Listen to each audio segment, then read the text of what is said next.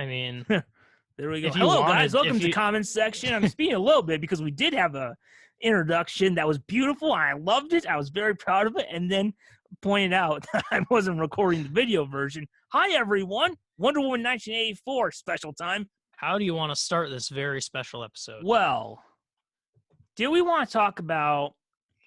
now, normally for a franchise, we'll talk about what was our introduction to the character. So, I will turn to you and ask, what was your introduction to Wonder Woman?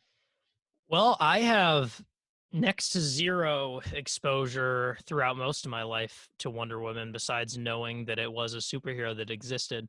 So really some of the, I mean, probably Wonder Woman 2017 would be the biggest thing. Like, Did you see that before Batman versus Superman?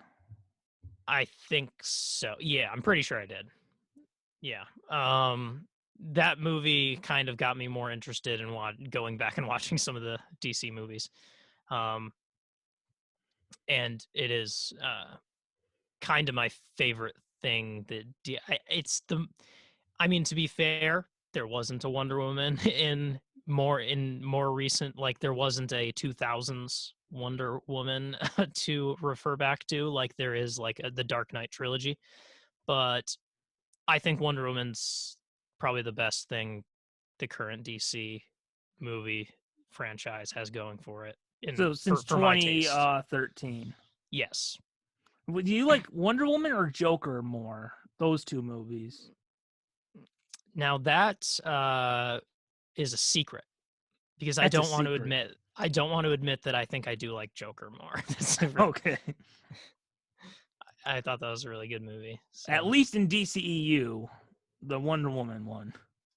Because Joker's outside the DCEU. Yeah, that is what I was thinking. Well, I guess what I meant was the character.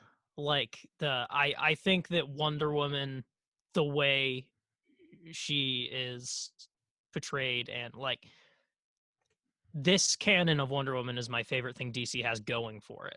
Not that Wonder Woman is my favorite DC movie of recent years, but anyway, it's so that means that Wonder Woman 1984, which is what we're talking about today, was maybe my most anticipated DC movie because of that. So yes, since Joker maybe.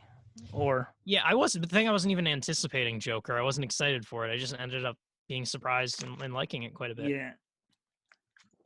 All right, for me, I think my introduction to Wonder Woman was watching reruns of the Super Friends cartoon on Cartoon Network.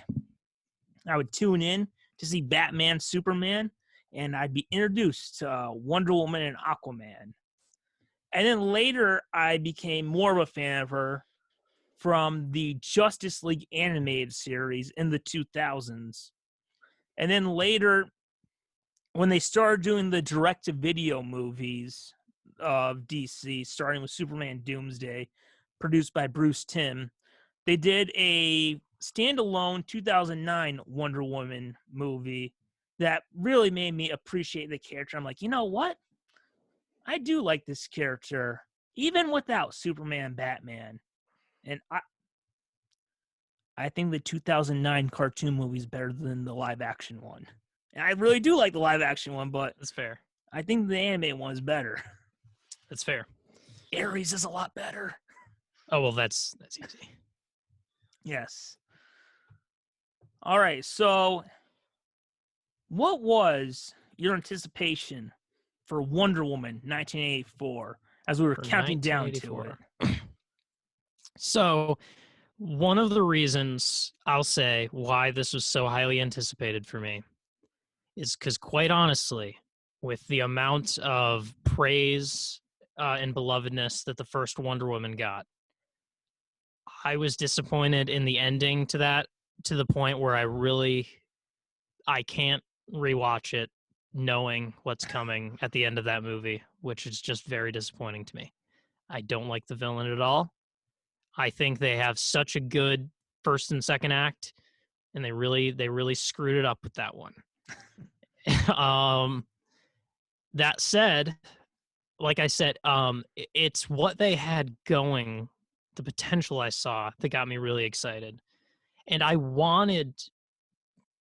basically really wanted Wonder Woman 1984 to replace that spot. Whereas, like, I really want Wonder Woman, the 2017 one, to be the amazing DC movie of this decade that I can call my Already at the favorite start of the DC decade. movie of this decade. Yeah, well, now we're in a new decade. So my hope is that my wish is coming into a new decade, that I get this replacement, basically, where it's like, Wonder Woman 2017 was good, but as far as the character goes, I prefer to have this. That this is this is the quintessential Wonder Woman experience, and we can call that weird third act a fluke. And here's the quintessential modern Wonder Woman experience. So that was a high anticipation going in. I was very excited about the villain Cheetah. It turned out I'm going to be And the main villain. yeah, we'll get into that. But Yeah. I was We'll get very into excited what about Cheetah being in it. We'll get into Cheetah, but yes. Yes, that was my anticipation going into it. What was yours? Well, for me, overall, Wonder Woman was my third favorite DCEU movie behind Justice League and Batman vs. Superman. So I can say my favorite DCEU movie without Batman. So there we go. Big deal. Yes, and Cheetah was the villain I've wanted to see the most in this franchise. And I was excited that we were moving past the war setting to see a more classic Wonder Woman story. Oh, yeah. Like, a lot of people really like from the Linda Carter show season 1. I kind of like, no, I haven't finished the whole show, but I kind of like what I've seen so far in season 2, where it's more modern. She kind of works for like a secret agent spy type government thing. Like, I just find that more appealing than being set in like a war period. Oh yeah, war. I don't care about it. Like the World War I setting was definitely not what appealed to me about the first one. And I was excited we were going to see the classic Wonder Woman story. Like, the origin was done. We were going to see Wonder Woman, like a classic Wonder Woman story. And maybe this was sky high expectations. I truly believed everything going for it. Classic Wonder Woman story. Cheetah, her arch enemy, aka her Joker, Lex Luthor. I really believed this movie was going to be on the level, or at least her version of Superman 2 or The Dark Knight. And before the movie, like a week before the movie came out, reviews were glowing. High Rotten Tomatoes score. That's true. And then Christmas happened, and it fell dramatically, to which I was getting a little worried. Like, what happened this time? Yeah. A DC movie dividing audiences? Oh, they might as well just say the DC stands for divisive cinema. It was like, again. Yeah. So there's that. So that was mine, but I was still looking forward to it. I was like, okay, darn it. I think I'm going to like it. So that was my anticipation going into Wonder Woman 1984. Yeah. I'll say I've truly, I'm aware that it's a bit of a split movie or something, but I have really tried to stay away from it. I also only saw this around a week ago or something, not on Christmas Day or anything. And the entire time I just went into it with no expectations from anyone else. I don't, like I said, I'm aware that, like, if you were to have me guess, like, Wonder Woman 1984, what do you think the Rotten Tomatoes score is going to end up being on that? I would have said like maybe like 89. I would expect it to be high. I'm aware that it's not that high. I'm aware that Do you know that it's been Some people don't like bouncing it, between rotten and fresh? Like it's been going between 59 and okay. 60. Yeah, I think I did hear that. I wasn't sure where it ended up, but I wouldn't have expected it to be that low. I'm aware that it is, but I really know nothing about why people think that. I gotta say, before we get into it, I think it's so crazy that it has a lower score than Aquaman. But that's just me. That is really crazy, but we'll get it. All right, so yeah, so you have been hearing people. So you've been trying to avoid what like other reviews have said. Yeah. I'll say I truly having seen it and knowing what the fact that it is sort of mixed, I really don't know what people are saying about it. I don't know what it is about it that, I mean, I could have some guesses, but I haven't heard what people have to say about it. All right, so let us get into the reveal. It is time for the initial thoughts. So I shall turn to you first, even though you saw it later than I.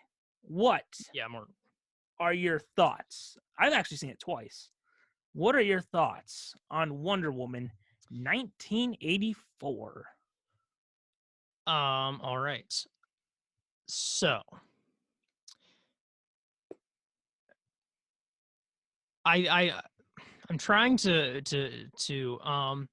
I've been trying to put this into words that I don't know how to. It's very confusing how to put. So there's something about this movie that feels imperfect. Just something about it in a way that other superhero movies, especially some of the really classic ones, are like this. Especially older superhero movies, maybe they had smaller budgets. The writing was maybe a little bit cornier. So in a strange way, to me, Wonder Woman 1984 feels more classic superhero movie than many movies have felt in a very long time, precisely because of its imperfections. At the beginning, it honestly, like, it didn't necessarily feel like it was set in 1984 as much as it felt like they were making a movie that looked like it was from 1984. Like you found it like at Blockbuster. There was this corniness to it that I thought was really delightful, actually. I also gotta say, especially at the beginning, keeping it felt like doing something like this made the franchise feel fresh. Yeah, like when you watch like the Dark Knight trilogy, it's kind of the same thing. Batman never really evolves as a character. This feels like it, doing that feels like this franchise does a better job of capturing she's almost 80-year history of the character. Yes. So there was this I will say, I mean, we'll probably go into a more in-depth moment-to-moment thing, but both the first and second one, I wasn't sure how I was feeling with the flashback early childhood stuff. Like, it's not my favorite part. Then it gets into it. In general, I never like that kind of stuff. Yeah, you could remove it. I don't like, especially in the second one. I honestly, you could just start the movie from 1984. But overall, I'll try and make these thoughts more quick. Overall, this is my favorite DCEU movie. Oh, thank God. I thought we were gonna fight this whole thing. No, I wasn't sure how you felt, because I know. Okay, here's the thing. I saw you say something about liking it, but sometimes your opinion changes really quickly. Like, I feel like it might have been Endgame that there was something. Actually, I think it was Spider-Man: Homecoming. Oh yeah. Where I remember seeing a sort of okay positive review, but then you ended up hating it. Yeah. And with the way people reacted to this, part of me was wondering, like, I think you said you liked it, but I really don't know what I'm walking into here. Yes. Maybe it would have helped. I almost saw posting on Facebook I know everyone hates this movie, but screw it. I'm doing a double feature today of Wonder Woman and Wonder 1984 because I liked it. Yes. Okay, I'll say I just mentioned that if we're going DC movies period from this era, I liked Joker So, more just to than the refresh, first Wonder starting Woman. since 2013 Yes. with Man of Steel. But with Wonder Woman 1984 including Joker, this is the best DC movie since 2013 to me. This is the best they have done at making a superhero movie period to me post 2013. I thought Do me a it was favor. yeah. Say since 2012, so we can say it's Oh, better than right, Dark Knight because Rises. yeah, since 2012. That's true. That's easy. Since 2012, this is the best DC movie to me. Live action, haven't seen, don't have reference for a lot of animated ones, but I thought it was really everything I was like all the weird, like, I don't get why superhero movies are like this that I was feeling since like 2012, where it was all trying to be Christopher Nolan-y. And those, I saw like little glimpses of it in Justice League, where there's this like joyousness and upliftingness that makes a superhero movie feel like a superhero movie. And this did it perfectly to me. It was just finally all there. So I thought it was great in that regard. All right, for me, I really enjoyed the movie, and kind of like you said, I enjoyed this movie more than I did the first one. And I loved how we had a classic Wonder Woman story. And besides being set in the 1980s, it felt like the filmmaking style was similar to the Richard Donner era Superman and Tim Burton Batman eras of filmmaking, which are my two favorite superhero franchises. You know more about like that era. I feel like that's the feel that I'm getting that I don't know how to explain. Like there's something classic about it, but I don't have as much of a frame of reference to explain it. But I feel like I'm probably picking up on that same thing that you're more informed about. Yeah, I saw some people talk about how it felt like early 2000s, but overall I feel like it feels more like the Donner, Superman, and Burton Batman era. Yeah, I especially the beginning scene with the like the artifact mall thieves in the mall. That really felt like I was watching a 1980s like action movie. It was so. I mean, I like that scene. I'll get into it later. It feels very much like the opening to Superman 2, the Richard Lester version, where he fights the terrorists at the Eiffel Tower. Yeah. And also, other thoughts? They did definitely overcomplicate some stuff in the plot.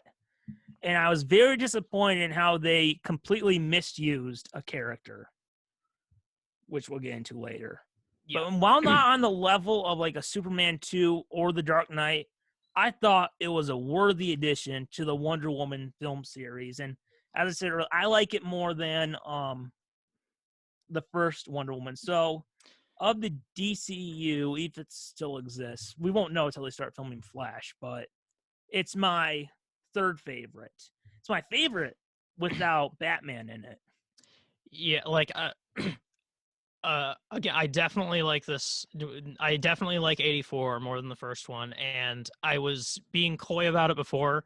This 100% does what I wanted it to, which is I can fully say I love Wonder Woman as a franchise now because it no longer has to be that first movie that ended so poorly to me. It fully exists as this really good movie that was almost there and the movie that got there. So yeah, it feels good. You know what? Before we get into it, I don't know if I remember I mentioned in my notes. This feels like a very different movie than the first one. Like it's a very different. I think that helps the franchise to keep it fresh and better reflect the 80-year history of the character. But I could see where it's almost like Batman Returns or The Amazing Spider-Man 2. It's the same director, same cast, but they're so totally different. To where if you were expecting kind of like Spider-Man 2 and The Dark Knight feel almost like a TV episode. Like they're so similar to what came before. Yeah. But I felt like, again, doing Wonder Woman like this helped was good for the franchise. Yeah, and I mean it takes place an entire era later. So like I feel like it really felt like she was existing in a different time. So I thought it was well done in that sense. All right, so should we get into what we thought worked in the movie? Yes, we should. All right, I'll just say first, once again, Gal Gadot, this is her fourth time playing the character. Yeah. I thought easily this was her best performance as Wonder Woman, and it feels like she's really grown into the role over 4 movies, and by this point, she's now put her own spin on it. And doing a movie like 84, right? It's Yeah. not crossover. It's not the origin story. I feel like this movie, of all of them, really let her shine as like, all right, this is Gal Gadot as her best as Wonder Woman. Yeah.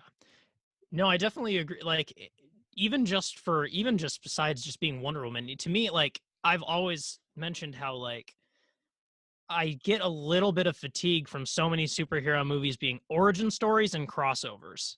And I just want something to feel like quintessential. Like from the beginning, they are already the superhero. At the end, you're just seeing them go through a new thing. And and it's their story solely and doesn't have a crossover that complicates things. With there being so many cinematic universes and reboots, it's hard to ever get that. I think like and kind of like this did it 100%. I think kind of like the last sequel, at least in the MCU, that kind of did that was Winter Soldier. You know, Black Widow's in it, but she's kind of a minor character. She's like a side character. It's not like they had Iron Man or something. Yeah, it's not a full crossover, but yeah, I would agree that there are some MCU movies that get to be like that. But I don't know. This is I guess this is like what I want. Like I like with going back to Marvel with something like I really anticipate second movies. So with something like Spider-Man Far From Home, I was like, there's an opportunity here for it to be like he already is Spider-Man. We've got a little bit of the origin. And I mean, I think they were smart with Homecoming with not fully starting with the origin either. But second movies give superheroes time to like second movies, this is when you can see the classic. Yeah. So I really felt coming into it that was the opportunity, and this delivered on it where other movies may not have. All right, do we want to go back and forth on what we thought worked in the movie? Yeah, sure. Do you want to start? Sure, I can throw one in. Oh, I did mention earlier the scene of Wonder Woman fight in the mall I thought was cool. It reminded me of I do compare it a lot to Superman 2 and The Dark Knight. Yeah. It felt like Superman 2, which I mean you haven't seen. Shame on you. Although you can see it for the first time someday. And you got 2 versions to choose from. That's true. Superman 2 when he goes to fight the terrorists at the Eiffel Tower, or Batman at the beginning of The Dark Knight where he fights Scarecrow and his goons. It's like a cool action scene to get the audience pumped. Or also Batman Returns, the scene with the circus gang at the Christmas tree lighting show. Yeah. So I thought that was a great way to introduce the film. Mm-hmm. Yeah. No, I thought that the whole like beginning sequence, I mean, we'll get into things that we thought didn't work, but like the whole beginning sequence, I just did not feel invested yet until suddenly it kicks into the present day, and I'm immediately like, I'm sold. I get it. It's this is the good setup to what's to come. It also So, shows like she yes. knows what she's doing, right? Like how she's able, Yes, like exactly. she winks to the kid and stuff. Like she knows what she's Mhm. doing. Versus in the first movie, Yeah. she's figuring it out. Like Yeah, exactly. first movie, she thought Ares was General Ludendorff. Yeah, I think that's what's so good to see in a sequel like this. So, yeah. So I also, it's why it's one of the first things I brought up, thought that this sort of opening post-title opening sequence worked very, very well. Oh, we didn't mention it. I talked about how it takes like inspiration from the Donner era and Burton era. Yes. Do you think I don't know, would this have not made a difference? Or did they miss a little bit of opportunity to not show like credits at the beginning of the movie? Like remember in Batman 89 where you hear the theme and you see it's going around, it's like getting you pumped for the movie. Or like Oh, so Spider-Man where you see the webs and you see like yeah, the so you're credits. saying because they didn't show credits. Yeah, do you think I maybe that could have been like a cool way to get people pumped? Or is it just like it's credit not a yeah, big deal? it's not a big deal, obviously, because I didn't think of it, but I do think it would be a cool movie to do that with. Because I mean, you're doing a big time jump, uh, and it kind of gives this transitional opportunity, like because a lot of the graphics, the like of the like movie poster and all that, it look really cool and colorful. So bringing some of that into the aesthetic of the opening sequence would have been a good opportunity to sort of transition us into the present day. I would say the only thing would be with how long that opening sequence was. It might feel like it's dragging on a little, where Yeah, it's like, that's okay, true. now I have to sit through these credits. You're like, Um, I thought the movie started. What's going on? yeah, yeah. So that would be the only thing. But All right. Did you want to bring up a positive thing real quick? let's see. Well, I mean, I also think that that uh, uh, first 1984 action sequence was very successful. I think um, I liked the way we kind of got to get a little glimpse into her life, like as she's living it now. Um, like the little clues to still very much missing Steve Trevor, and like seeing her living space, seeing her workspace. That was all good introduction to. Um, and And I know what? some people have been going back and forth. Like, does this kind of contradict the Snyder stuff from BVS about how she left humanity for a while, right? Like according to Right. BVS, she was in World War One and then she disappeared. I kind of feel like they're trying to do it both ways, where maybe it's kind of like the old Incredible Hulk TV show, where she moves from town to town, kind of like that picture that showed how she had a ranch or something. Oh yeah, yeah. Maybe it's like Trevor Ranch or something.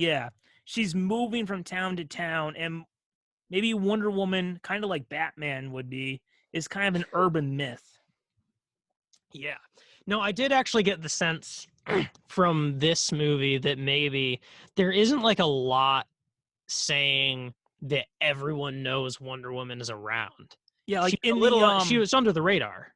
the mall when they have the news crew there, they don't they don't know who she is. They talk about some Yeah, yeah. you could The tell police didn't do it. from that action sequence, everyone was just like, "What happened?" Which come now that you bring it up, I like that actually, because it's now like it's kind of normal in superhero movies now, that where these figures are famous. It's like everyone knows like Superman's out there. Let's get a phone video of him because he's a famous guy who's super cool. This was I liked that she was under the radar and that she was kind of helping save the world, but like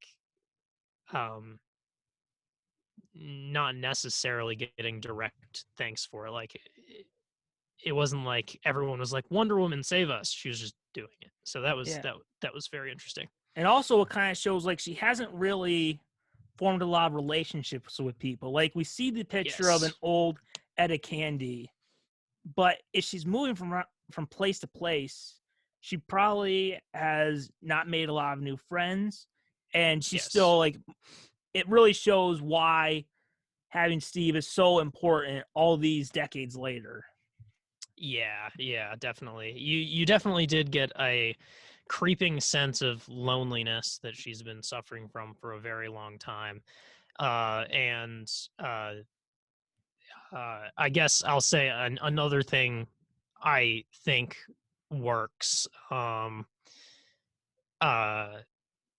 because and this kind of shows some of her disconnectedness from other people. Is the first scene with Barbara. Yes. I thought her introduction was really great. I thought that was done really well when they first meet at the museum, showing kind of Barbara's awkwardness and people not really noticing her or taking her seriously, and people viewing Diana as like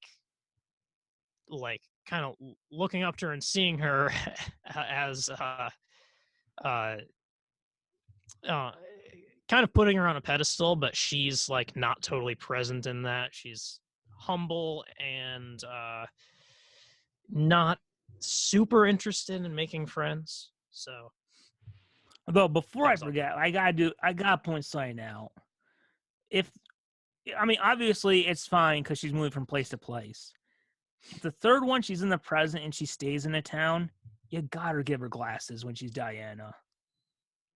Oh yeah, Like, I yeah, mean, they hint at yeah, it a little bit in the first one, yeah.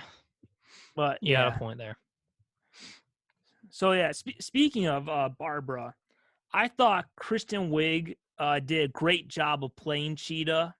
She did a great job playing this sympathetic, humorous character, and she did a Hmm. great job of playing the villain, the Yes. villainous side of Cheetah. So that was great. I also liked how they made Diana and Barbara friends at the beginning. Yeah. So yeah, and having that relationship kind of makes it, I guess, a little more tragic when things fall apart. Yeah, that's what I thought. Like, because knowing just meta knowing that, like, oh, this is a villain in this, and seeing how she actually seems pretty great and friendly, And like and she helps that one homeless dude. yeah, exactly. So it was kind of interesting. Like, wow, where's this gonna go? Because I really like her at first, and she's getting along with Diana. Um, so that was an interesting dynamic that worked towards the beginning of the movie for sure. All right. Another thing that I thought worked was I thought Pedro Pascal was great as Max Lord. And I thought he Yes. did a great job of, I mean, he talked earlier about how one of his big influences was Gene Hackman as Lex Luthor. And I thought he did a great job of playing the comedic side of Max Yeah. Lord and also the villainous side of the Hmm. character. And I think that also showing his relationship with his son helped humanize the character instead of just having him being Definitely. an all-out villain. Yeah, definitely. And since we're bringing him up, one thing I loved in this movie that I loved his like slow descent and like the almost like grotesque like him falling into this like his body just being destroyed. It was like really Yeah. creepy as it was happening. Like his eye all bloody and yeah, it Didn't was blood come out really of his ears creepy. too? Yeah, at one point blood dripped out of his ear. It was so like uh grotesque and like it was a good way of showing like a mad with power or like a just like a very upfront way to show like this is what this much power does to someone kind of scenario. But that was really creepy and cool, I thought. Yes. So I don't know if you wanted to bring sign up now about Let's see. what worked in the film. Yeah, I guess we'll say I guess I'll say I really one thing I thought worked, the basic premise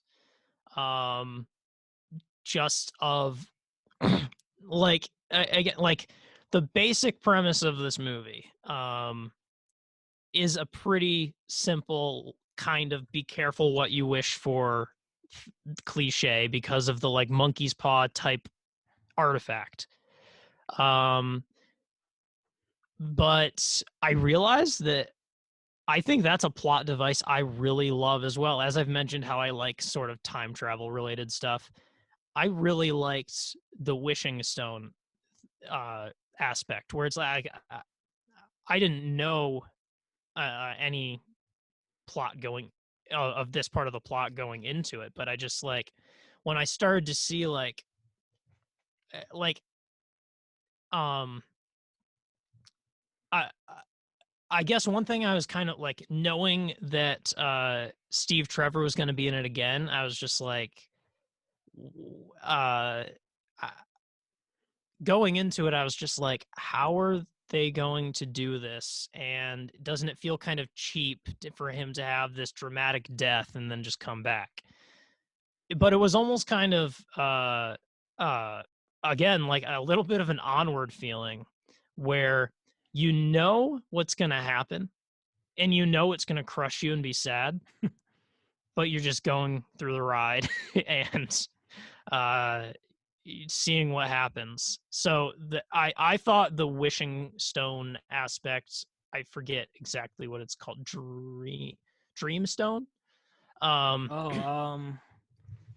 Let's see. I thought that little plot device artifact was a really good way to drive the plot. I thought I liked it. I liked that little artifact. Oh yeah, later identified as Dreamstone. Yeah. I've got the Wikipedia open. Oh yes. Need to refresh. Oh, since you mentioned liking kind of like this monkey's paw story, have you ever seen the Simpsons Treehouse of Horror from season 3? Yeah, I thought you might bring that. Yes. Yeah. Oh, you gotta love that. I'm trying to remember I like the part. It's like I can't remember what the other end of the dialogue is, but I love when Homer's going, "That's good. That's bad. That's good. That's bad." Oh yeah. It's where he's saying like, "This will happen. That's good, but this will happen." But it comes with this. Yeah. That's bad. I also love where Homer makes the wish for a turkey sandwich or something. He takes a bite. He's like, Yeah. pretty good. Turkey's a little dry. The turkey's a little dry. Oh, foul beast from hell. Yeah. Yeah. I was definitely thinking about that a little bit as I was watching this. So Yes. So, for me, another highlight was Chris Pine was great again as Steve Trevor. And it felt like having him back this way gave both Wonder Woman and the audience closure on his character. yes. So I thought it was great. I liked how they kind of reversed it from the first movie, where in the first movie, Steve Trevor is introducing Diana to this new world. And this time it's Diana introducing Steve Trevor to this world. Yeah, I hadn't thought of that. That's interesting. That's fun. So yeah, it was great to see Steve Trevor. I think kind of their relationship was the heart of the film, and one of its, I think the biggest strengths it had was the action, especially the lasso of truth, and the relationship between Steve Trevor and Diana. Yeah, I also thought that was the heart of it. Like I think this movie actually did a better job than the first one at making me care about them together. making me believe that they really care about each other. And I mean, I thought that was excellent. Yeah, although I do want to bring something up. Sure. Now, like, we had Wonder Woman, Steve Trevor died. Obviously, he would have died no matter what, because it's decades later. And we saw Right. Etta Candy was an old lady. Yeah. In retrospect, because of her cast being gone, was setting Wonder Woman 1 in World War I a mistake instead of setting it in modern time where the cast of characters will have continued throughout the trilogy? I'm going to say, honestly, at first, when I thought about it, like the DCEU is probably going to end with Justice League after that flopped. It was fine. But in retrospect, I think it probably was a mistake to set it in World War I. Right. Well, I mean, I definitely say if they had to choose between continuity from that one or continuity to this one, I would definitely prefer continuity with this one. I don't know. I guess there's two ways to do things. Like having a cast of characters that you can count on being through a whole thing is definitely a way to do things that is good. But I think they just went with another way of doing things. Like um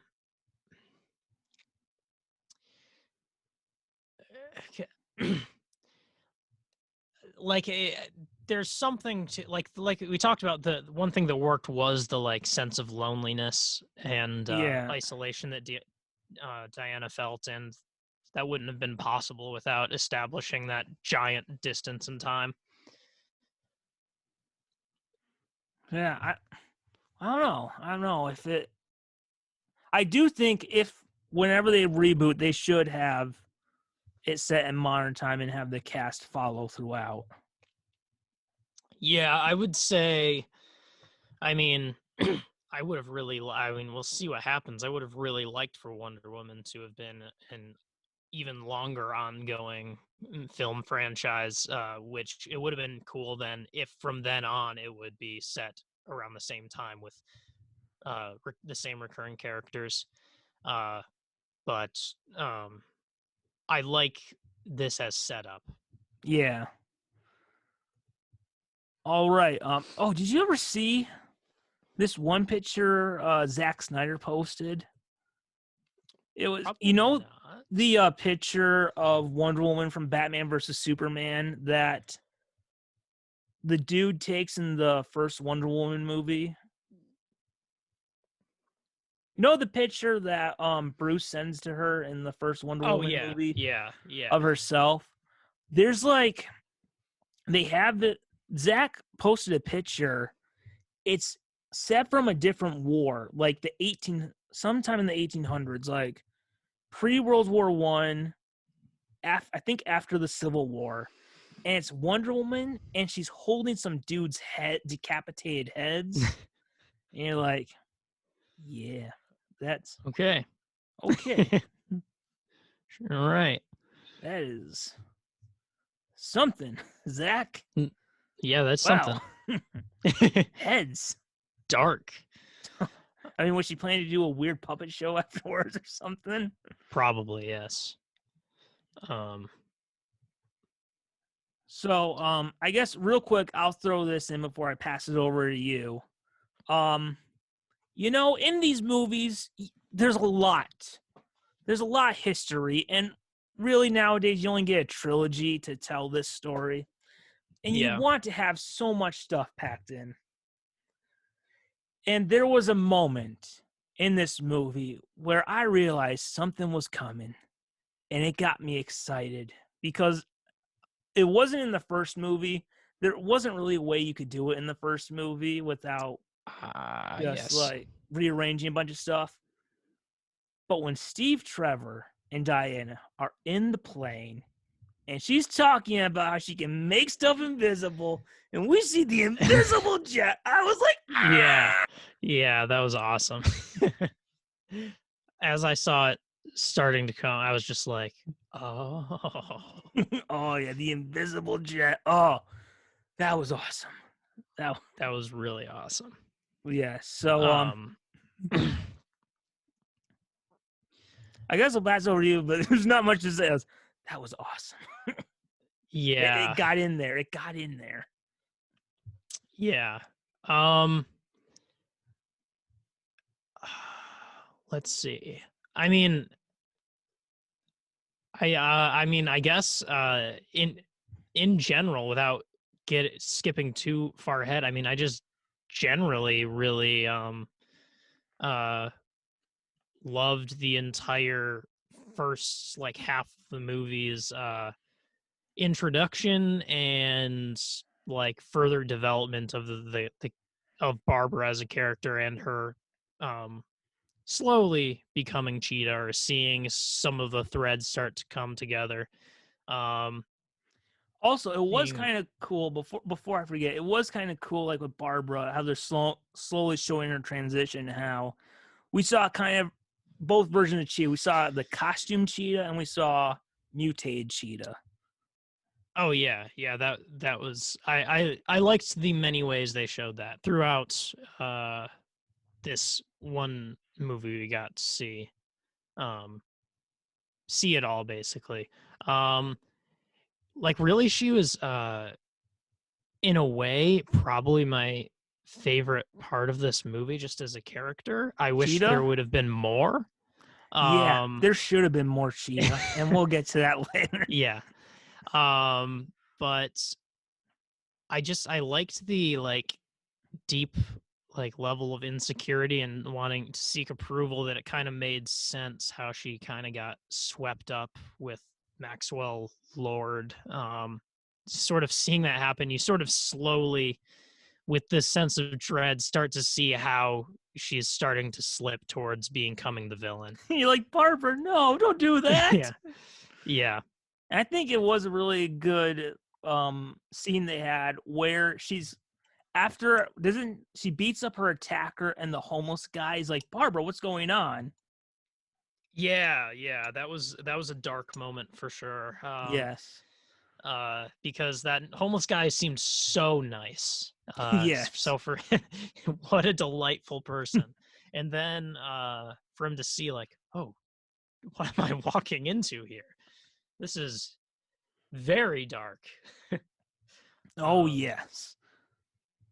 All right. but yeah, So I liked like her like looking up to Diana, and like being like basically infatuated with her, and that sort of turning into a type of hatred. yeah. Very it's this very like thin line. It's almost like the It's way like obsessive. yeah, because it's almost like the way like stalkers end up killing the people they're obsessed with. Like it had Did this that feeling happen of with where, the dude from who killed John Lennon, or was he not like obsessed? he might have been, but I the one that I know about, there was someone who's obsessed with the singer Bjork, and she wasn't killed. It ended up being like intercepted, but he like was obsessed with her, and everyone that knew this guy was just like, "You have a problem. You're obsessed with Bjork," and like he like at the end of his life, he mailed like a bomb to Bjork and ended up killing himself. That bomb was intercepted, but he intended to kill her. And then there was also, I believe, that Mexican Celine. Selena? Yeah, I think that was a stalker situation Yeah, too. what didn't she I think didn't wasn't she like she worked for Selena and became more obsessed? I remember because we watched the movie in Yeah, Spanish class. yeah, it's something like that. But it's just it is this weird fine line where when you're admire someone that much that you almost don't see them as human anymore, then the slightest betrayal, you suddenly become murderous to them, and There it's was creepy. they did a great job of that on season 1 of The Flash, where the main villain Eobard Thawne was obsessed with the Flash. He Yeah. idolized him. Now he didn't live in the same time period as the Flash. He's like from 100 years in the future. but he idolized him. He tried to be like him. And when he realized he couldn't be like the Flash, it made him hate the Flash. Yeah. No, it's definitely a weird psychological phenomenon. Like others are even coming to mind as like it I thought that was it you could feel it coming, and it made a lot of sense. So that was a well done dynamic. You know what? I'm a little surprised I completely forgot to bring up. Did you see in the credits who co-wrote the script? No, I don't think so. Like, I remember watching it because I didn't know this person co-wrote the script. And then when they showed the credits and I saw that name, I was like, oh, yes. Well, I'm seeing that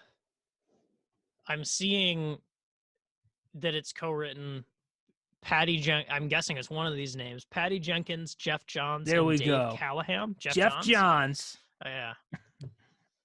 Oh, yeah. Yeah. And he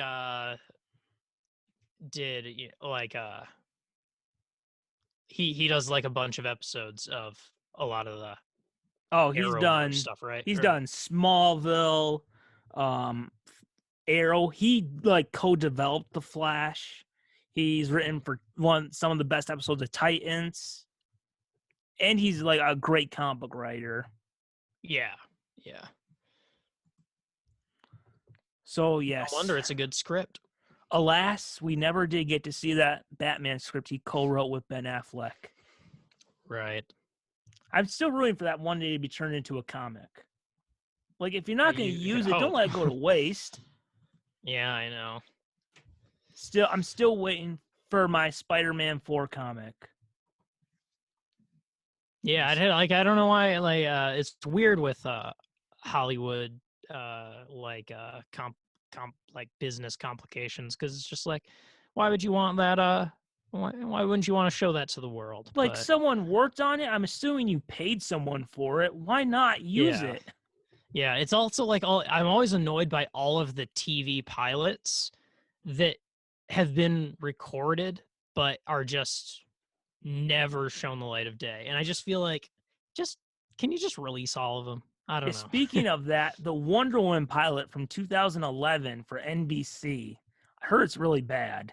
But I want to see that pilot, and also Pedro Pascal is in the pilot. Oh, really? Yes. Yeah,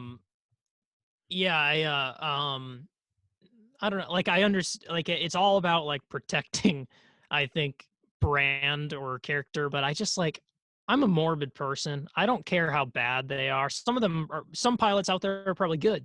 I just want to see all the stuff. Like, just dump it onto like HBO Max or something. Like, you've already spent money on making it. Yeah. So, I don't know. I'd like to see those scripts too. Yes. So, let me bring up real quick another one of the strengths of this movie was the action scenes. And I loved what they did this movie with the lasso of truth. It was awesome. I loved it. It was awesome. The way she used it to like deflect bullets and how she rode on the lightning like Spider-Man does with his webbing. Yeah. It was awesome. All right. It really was. So, Wonder Woman losing some of her strength after wishing for Steve felt like a nice tribute to reference to both Superman 2 and Spider-Man 2, and while putting its own spin on it. Because in both of those movies, these characters want to be in a relationship with their love interest, Lois Lane or Mary Jane. And both of them want to kind of give up their powers to be with them. And this one it did something similar, but its own spin on it. So, oh, that's exactly what I was saying. That the like monkey's paw thing was such a good plot device, because then every character has something that is probably gonna maybe make them second guess their wish, but obviously the villains are less inclined to abandon the power that they have. But like that's a really good way to like the villain starting to become strong like she was, and she's losing that power is a very dramatic situation. So she simply had to find some way to like use something besides her powers to get through, until eventually she realized that the only way this was going to be possible was I mean, to be the hero and be one of the people who first sacrifices the wish, which was Yeah. which was also like heart-wrenching and well done. Uh just the dramatic scenes were very good. And if going off of that, if we're getting towards this part of the movie, Well, real quick, so I mentioned that this had a similar story element to Superman 2 and Spider-Man 2. Did you see any, like, you haven't seen Superman 2, but have you seen any kind of similar things to like Spider-Man 2 maybe, or? I mean, I thought it was cool that Wonder Woman essentially did web swinging at one point. That was cool. That was awesome. Yeah. So I definitely the whole lasso of truth thing. No, but I think those Spider-Man movies were precisely some of the things that this movie kind of reminded me of that made it so strong, in my opinion. I wouldn't be able to exactly place parts in Spider-Man 2 that it exactly made me think of, but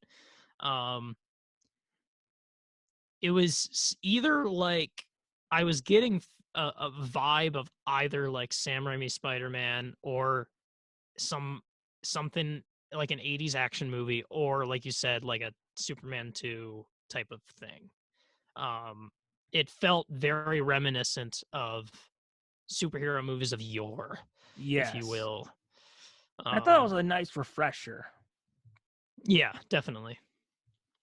All right, so were you going to get into stuff after Steve leaves? Because I do have two things from before. Oh yeah, if you have something before that, definitely.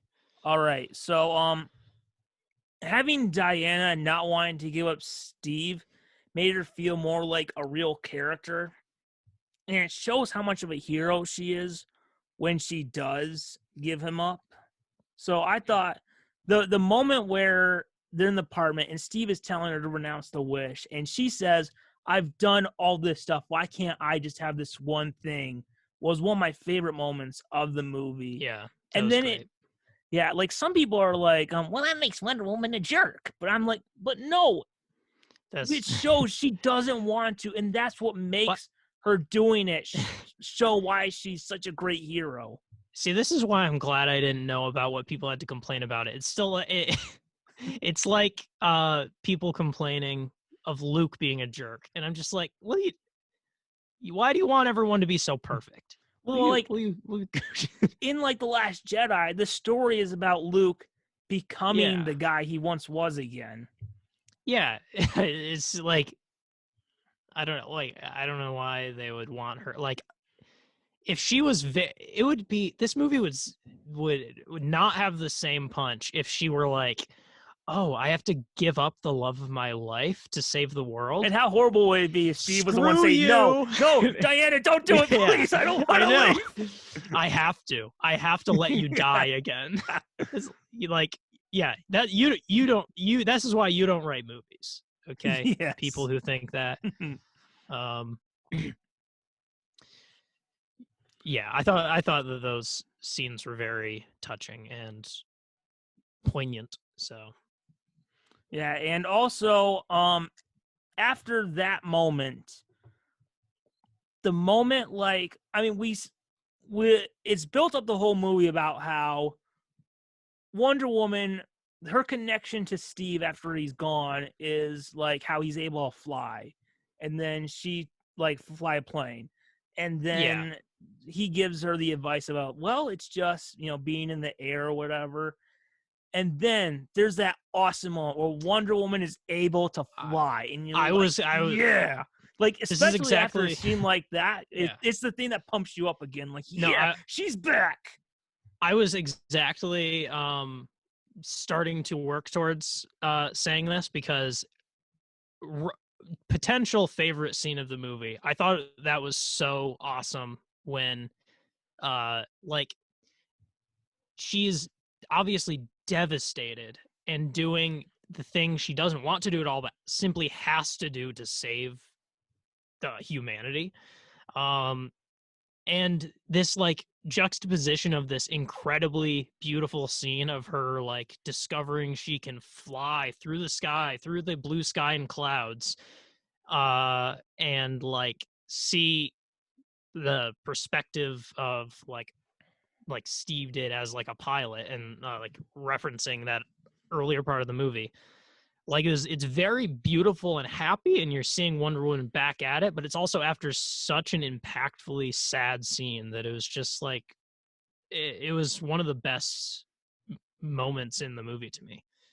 Yeah, it did remind me kind of like, speaking of Superman 2 and Spider-Man 2, like in Superman 2, he goes back to the Fortress of Solitude to get his powers. And then you have it where you're in Metropolis, the villains have kind of taken over. Then, like, you see, like, the newspaper stand, like, the pages move. You hear the John Williams theme, and Superman's back, and he goes, General, would you care to step outside? And you're like, Superman's back! Or Yeah. Spider-Man 2, it's kind of a two-part thing, like, where Yeah. takes the glasses off, he drops it, he makes the fist, and you hear the Danny Elfman theme. And later we have the newspaper says, he's back, Masked Menace returns, and he swings through that. Yeah. Yeah. Just like a way to the audience be like, yes, they're back, and they're gonna whoop some ass. Yeah, for sure. It's like that scene to me felt like a bittersweet moment before you know it's about to get awesome. Like, because yeah, it was more that was more of a sweet scene than it was a fist pumping scene to me, because it was very devastating. But it gave an idea of what was to come in the last little section of the movie. Yes. Now, as we get to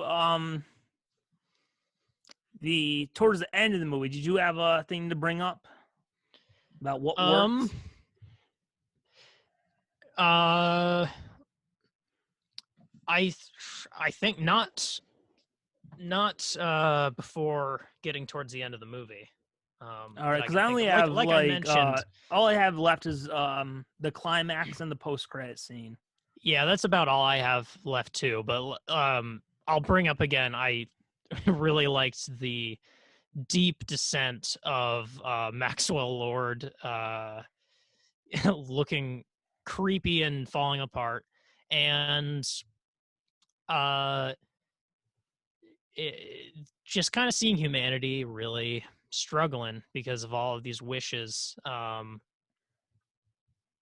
kind of horrifying too. And I thought that was well done. Just the horrors and utter chaos of it all. Oh yes. That it was building up to was really, really spooky and well done. So yeah, we can move on to the final stretch.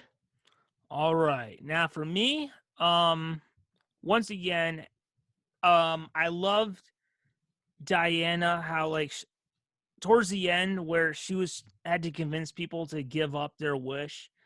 Diana giving the speech. Once again, because I love comparing this to second movies. It kind of reminds me of like when Cap gave that speech and Winter Soldier of trying to talk about like how S.H.I.E.L.D's been infiltrated by Hydra. Yeah. And I thought it really showed Wonder Woman as like a hopeful character, something for some reason DCEU in a few years not believing in. Yeah. No, for At sure. least in the movies. But I thought that was a really great. I think having something like that was the strongest way to kind of wrap up this storyline. And I thought that once again, her speech to Max about his son, humanized him, and I thought the way they did it wrapped everything up nicely. Yeah, definitely. Yeah, I also got that very hopeful feeling that I hadn't felt in a while uh from something like this. Uh and yeah, the entire I mean did we get to there cuz I think one thing we didn't get to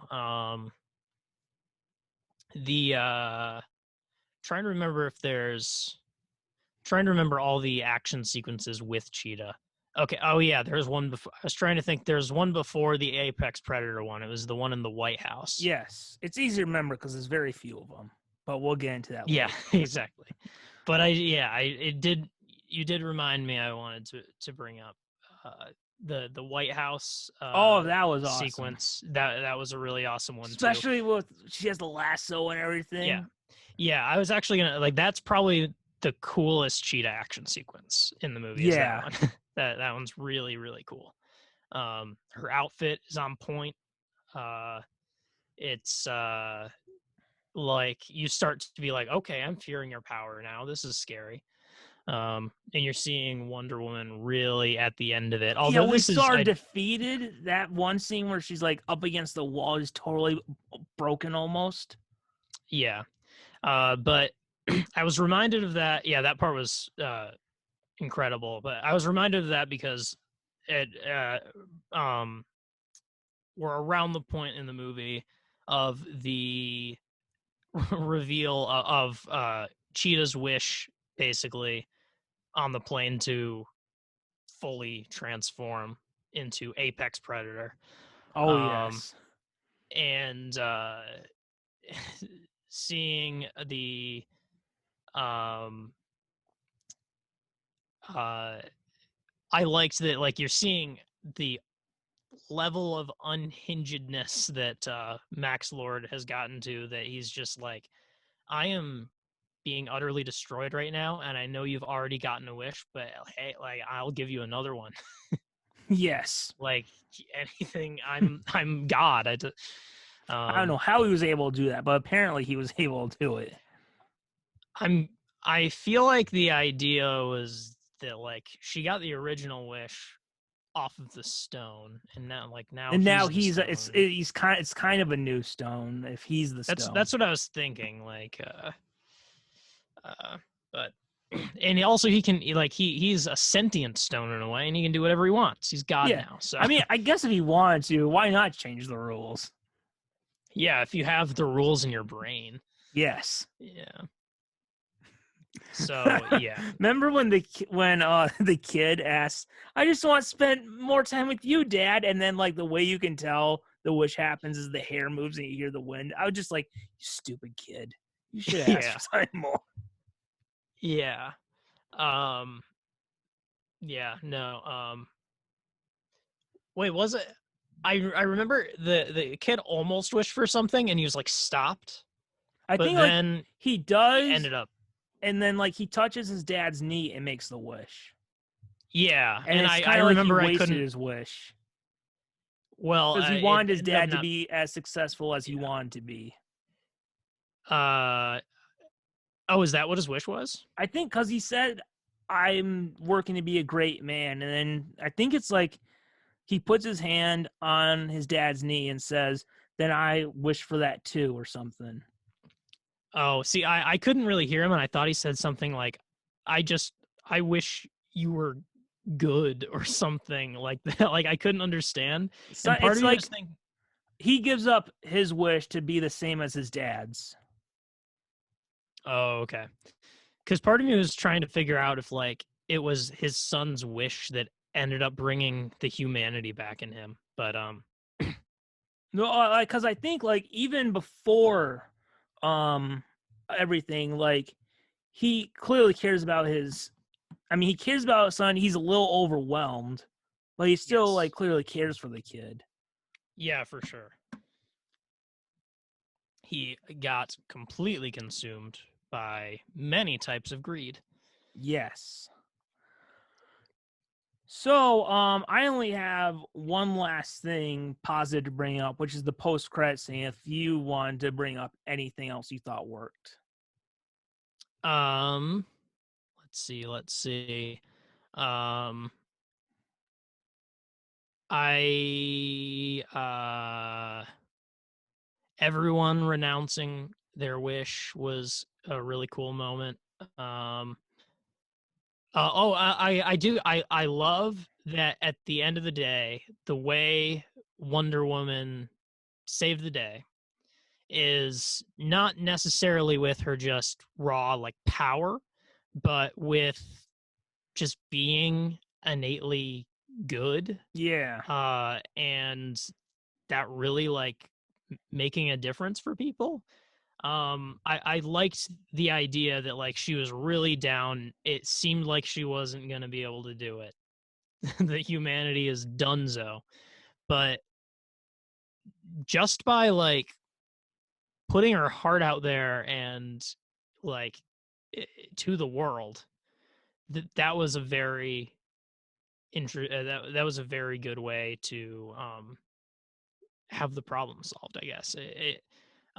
It shows her innate goodness and that she can be looked up to rather than just being strong or something. Yeah, So I thought that was great. And really, there's only really three characters who could really do that. And that's Superman, Wonder Woman, and Captain America. yeah, yeah, exactly. Those it for a character that is basically like that, where it's like this is a superhero where like they're just innate, very pure goodness and heroism is really what's so great about them more than just them having powers. Like it's almost the having powers is almost more of a metaphor for being super righteous Yeah. anyway. Like, So it's kind of yeah, like it's good. in the CW universe, there's this speech that Superman gives to the bad guy. It talks about how our powers amplify who we are. Yeah, yeah. So that was a good, it was a good end, a good way to wrap it up. Um, so yeah, that's all I have to. Those are all good things. Yes. So, I guess my final thing is, I hope you saw it. Did you see the post-credit scene? I swear I stay. Oh Yes. yes. I did. I So, couldn't remember what it was for a second. Yes, it was awesome. yeah. So I remember seeing reviews talking about this post-credit scene is gonna blow your mind, and I was like, well, if it's gonna blow my mind, it's not gonna be what would blow my mind. But I have a guess of what it would be. So, what would blow my mind? Ben Affleck as Bruce Wayne. But other than that, I was like, I have a feeling I know what it's going to be. And Or you're right. we saw Linda Carter Yeah. playing the character who had the golden armor. And I thought that was great to see because I remember they wanted her in the first movie and they couldn't work it out because of scheduling. Yeah. And I really like seeing stuff like this because it felt like when Christopher Reeve was a guest star on Smallville or when Adam West was a guest star on Batman the Animated Series. It's like the old, like, this isn't just one incarnation of a character. This is a chapter in this 80-year history. And it's kind of nice to have the previous generation come and pass the torch on to the next generation. Yes, Even I though I like that didn't too. like the Crisis on Infinite Earth thing, it was nice that we had a scene between Tom Welling and Tyler Hoechlin to pass the torch. Yeah, for sure. So, I thought it was great. Linda Carter is my favorite live action Wonder Woman, so it's great to see her again. So, what did you think about Linda Carter making her appearance in Wonder Uh, Woman 1984? that was really cool. I as the after credit scene was coming in, I was like, what is this gonna be? I don't know what I'm looking for here. And Did you so know there was a post credit scenes, or were you just I just hoping? figured there was. Okay. I just watched to the end, figuring there probably would be.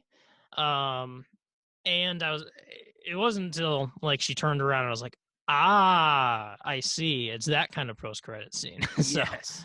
it was a really cool scene though. It felt significant. So there we go with what worked. Now, even with movies that we like, there's always stuff that could have been improved. Mm-hmm. So let us move on to what could have been improved. And I'll just say, for me, and we'll probably get into it. I'll bring up these two things first. Yeah. I think I've only got two things really. Okay. But I have two things. For me, one thing you could kind of feel was the movie's runtime. And there were some scenes that it felt could have easily been cut to help it flow better. And one of those scenes was the opening scene with young Diana on Themyscira. It's a cool scene. It's a nice scene. Yeah. But it really has no relevance to the plot except for introducing that golden armor. So yeah, I remember for a while thinking like, what was that scene trying to tell me exactly? Like I remember at the end she talks about how you can't get anyone by cheating, but that never really comes up in the movie. I was really I know. That's what I was like. I was like, okay, so I'm going to look at that. I guess maybe the idea is that wishing for something that doesn't exist is cheating, but it's not close. It's not close enough of a parallel that I truly think that entire scene could be cut. I don't know. It's a nice scene, and I remember Warner Brothers talked about how either the Themyscira scene or the mall scene had to be cut, and Patty said no, and only one scene got cut from the movie. I'm just like, I don't know. Like it's a nice scene, but it probably would have been better as part of the deleted scene sections on the Blu-ray. Yeah, knowing that it was an option to be cut, it really didn't. It was like it was good, but it really did not need to be in the movie. It didn't serve it enough, nor was it like entertaining enough to, because like the mall scene, like I get in a way why maybe you'd cut that, but no, don't do that. It was way too good. And that's the first. It's gonna be a while before we see her in the costume again. Yeah, exactly. It was that's a great, perfect example of how to open a superhero movie. Yeah. That could have been the opening credits for all I care. They could have done that before the title shows, and then you see the stone zooms in Wonder Woman 1984. Oh yes. There's my pitch. Yes, I agree. About a month too late, but there's the pitch. Release the Snyder cut. Exactly. Release the WB cut. So, by the way, speaking of Snyder cut, my guess, no assumptions. Apparently, Zach is hinting that the Snyder cut will be released in March. I'm still guessing March 25th, 5-year anniversary of Batman vs. Superman. Oh yeah, that's yeah. Until it's March 26th, I'm going to believe that. Wow, you're like a doomsday. Yes, I'm counting down the clock. Yeah. All right. So I guess I'll throw it because you said you only had two, right? Yeah, and one of them is basically the opening scene, which I just didn't find necessary. All right. Well, I have 9, so I'll throw one more in before I pass it over to you. Sure. Yeah. So, it felt like sometimes the movie overcomplicated the Stone's powers, and maybe instead of that opening scene, again, it's a nice opening scene on Themyscira, but it's not really necessary. Maybe it would have been better to instead replace it with Hippolyta, just giving a simple monologue in the beginning, like similar to how she told the story of Ares to young Diana, or in Black Panther, I think it's young T'Challa that's getting told the story of Wakanda and vibranium. in Yeah. that opening scene. Remember, it's the Think very so. beginning. Yeah. So, Yeah. what did you think? Did you think maybe they over-explained or maybe sometimes overcomplicated the explanation of the stone? Mm, I I don't know. I think I kind of liked that it was more complicated than a simple monkey's paw kind of stone thing. I think my interest was more that not fully knowing. I think I wouldn't. I think I preferred there not being an explanation at the beginning, at least just because I liked not knowing quite how it worked right away. Like, because when you first see someone like wishing at it, you don't expect that to come true necessarily. Like, Yeah. I didn't necessarily, I figured that stone would have some significance in the plot since they showed it so up front right when it first uh, came on screen. Uh, And then to but argue against myself, like we have some cool scenes of Diane and Steve figuring out more about the stone and its yeah, history throughout the yeah, no, film. and when Diana wished on it for Steve Trevor to basically come back, she didn't know she was wishing, Yeah. and so I think that mystery is good. So if there were more explanation, I would have placed it later than the beginning. Uh, so there is that element of just like, what's happening? Is this really working? um, but I could definitely agree to some level of simplifying things. But yeah. All right. So I guess I'll pass it to you now about if you had any things you thought could have been improved on. Um,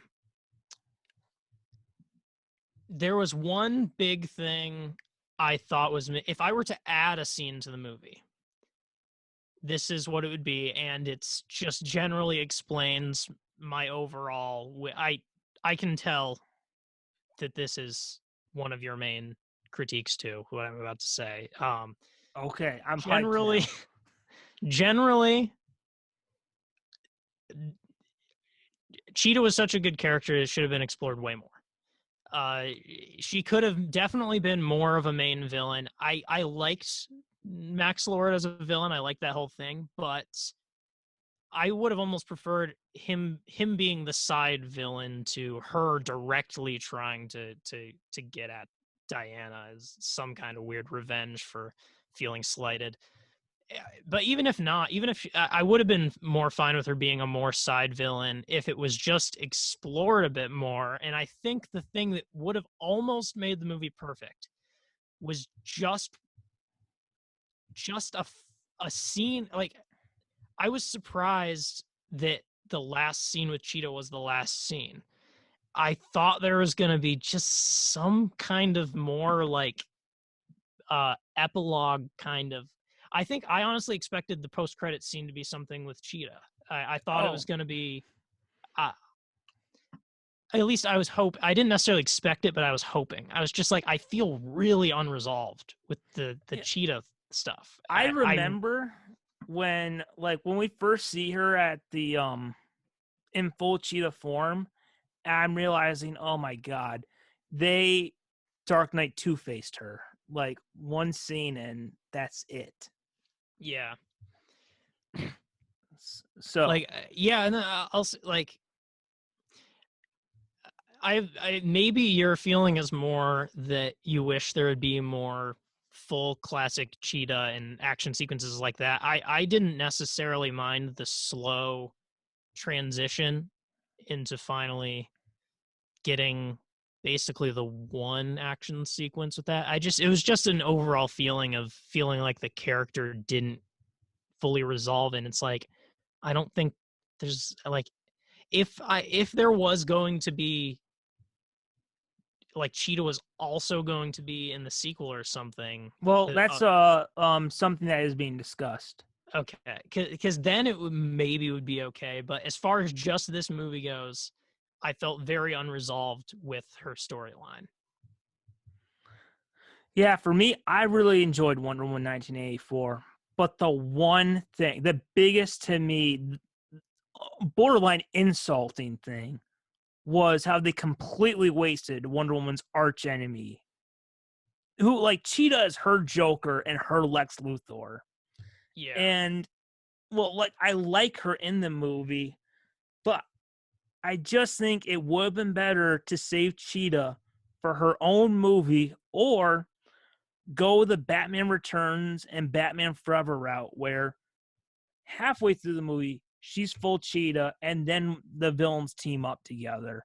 I really don't like this trend Christopher Nolan started of we have one main villain and then we have this secondary villain who really has their origin the whole movie and then there's one scene.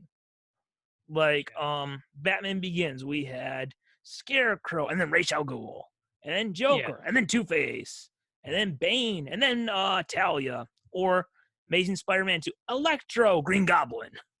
Yeah. Or even the first Wonder Woman movie, Ludendorff, Ares. Ludendorff and Dr. Poison, and then Ares.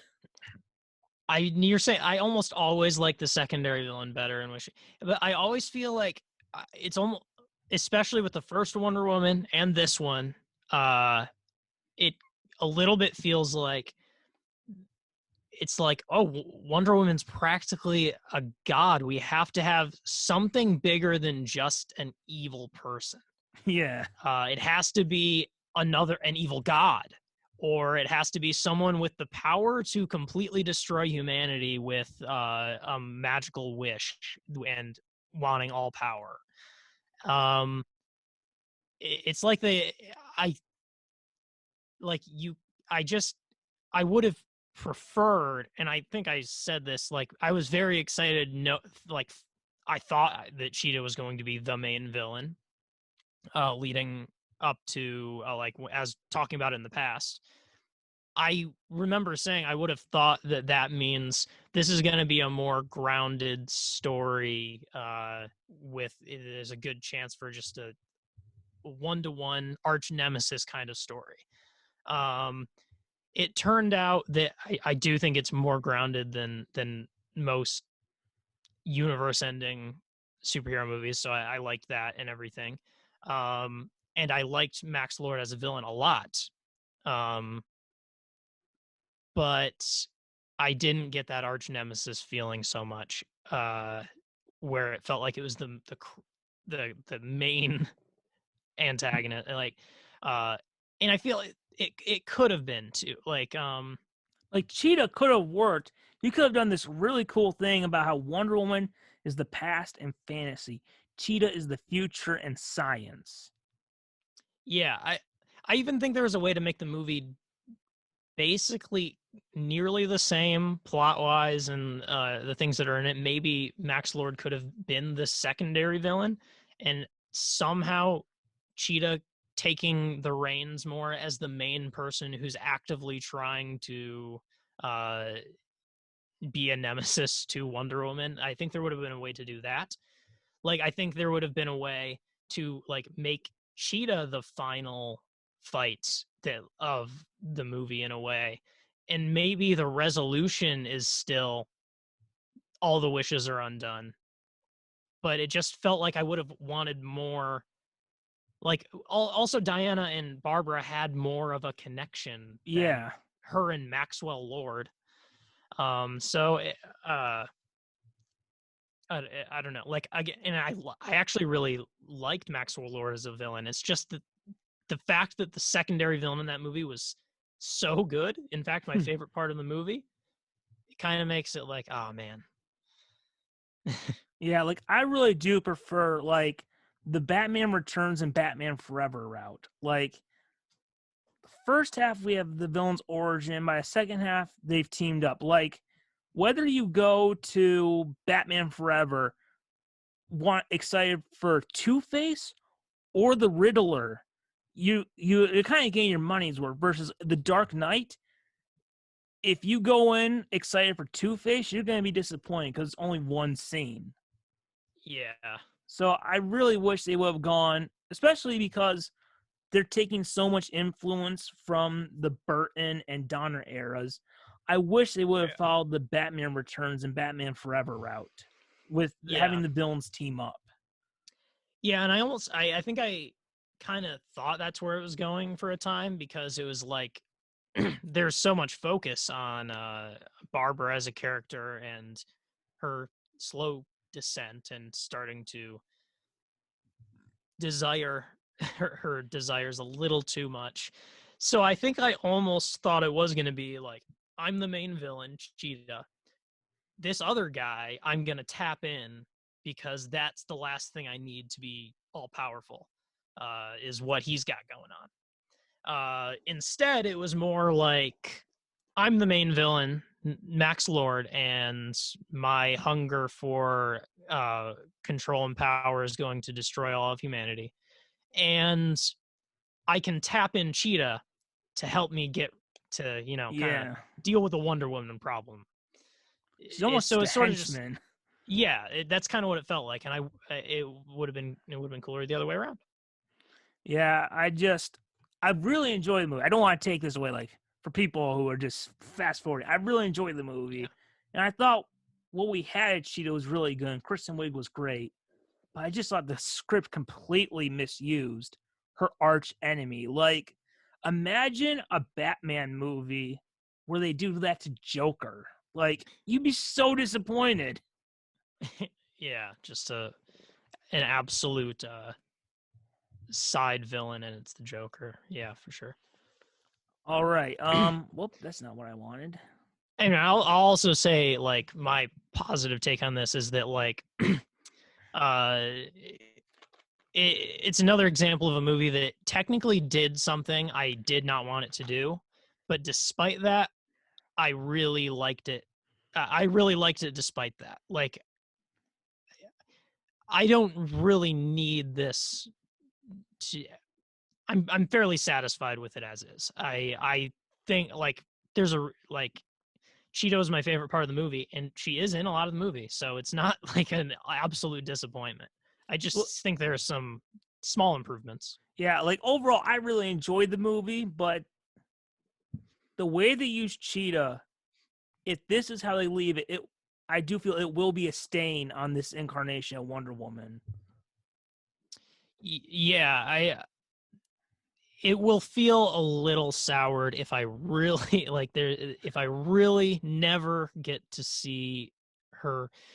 Like, I get kind of a sense, and I did like the scene that, like, you see that she's, like, looking at the sunset and she's no longer this apex predator. You never hear her renounce her wish, but you kind of think, like, I guess she must have, because she looks Otherwise, different. she'd still have it.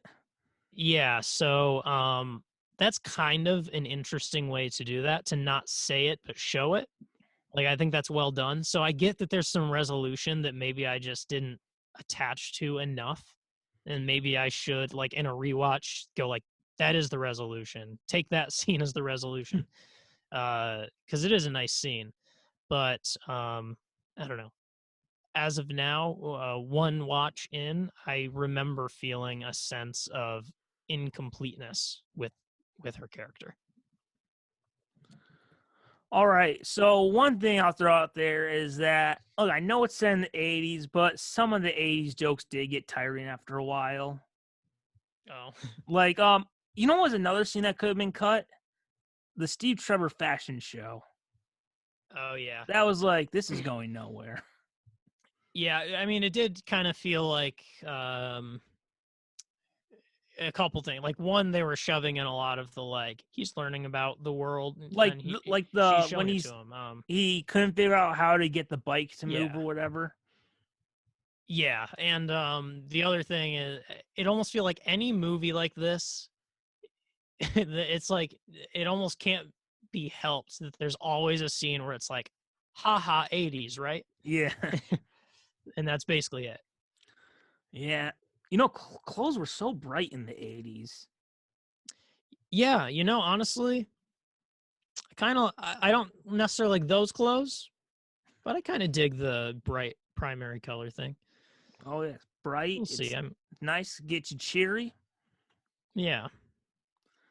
All right. Another thing, just because of, you could sometimes feel a little bit of the runtime.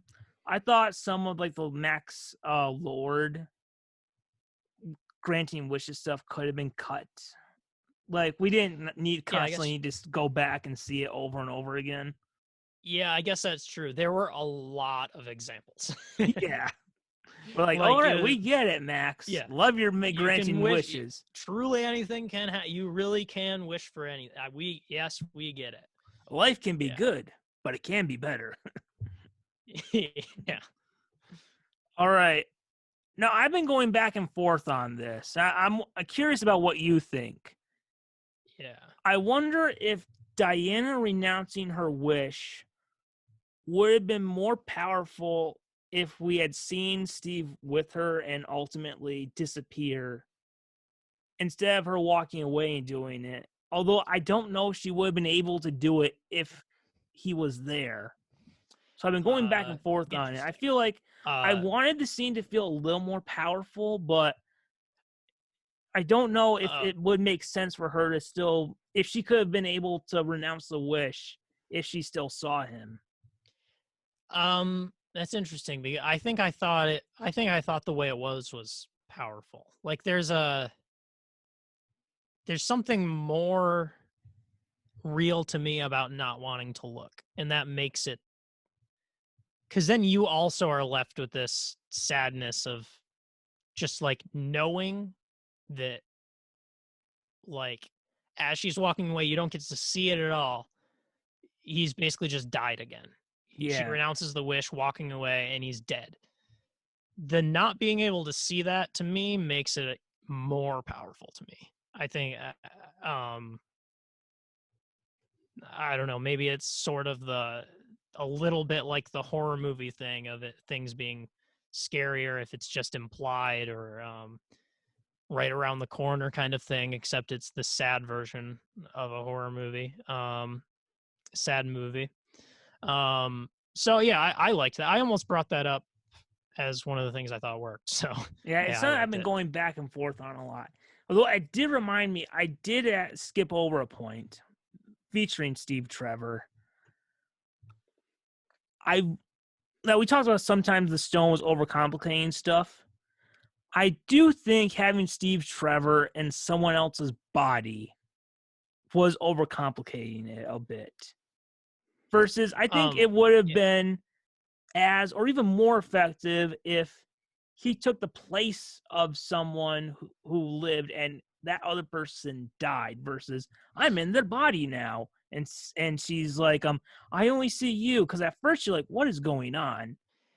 Yeah, I was confused. Like, I was like, what is everyone seeing? What is she seeing? I think they did an okay job at explaining it. I remember after that happened, I was like, okay, so I can just say, like, we're just seeing what she sees. Who cares?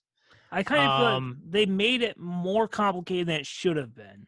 Yeah, like, why I can not agree just have that Steve in his own body replace that dude? Like maybe he took the place in World War I or something. Yeah. And it did complicate things because I was just like wondering, like, are people wondering where this guy is? Yeah, like he has all these pictures up apparently of himself. Yeah, does that mean he doesn't have a family? Well, that's what, because obviously, like, if people are used to seeing him, I don't know, like maybe people in the apartment are used to seeing him, and it's like they're not those people who kind of are acquainted with him wouldn't be worried because they're like, there's I just that thought guy. of something. But he's not contacting his family or anything. How horrible would it be if, Diana makes the wise wish because this dude needs to have a life. And apparently no one contacts him, no one calls him.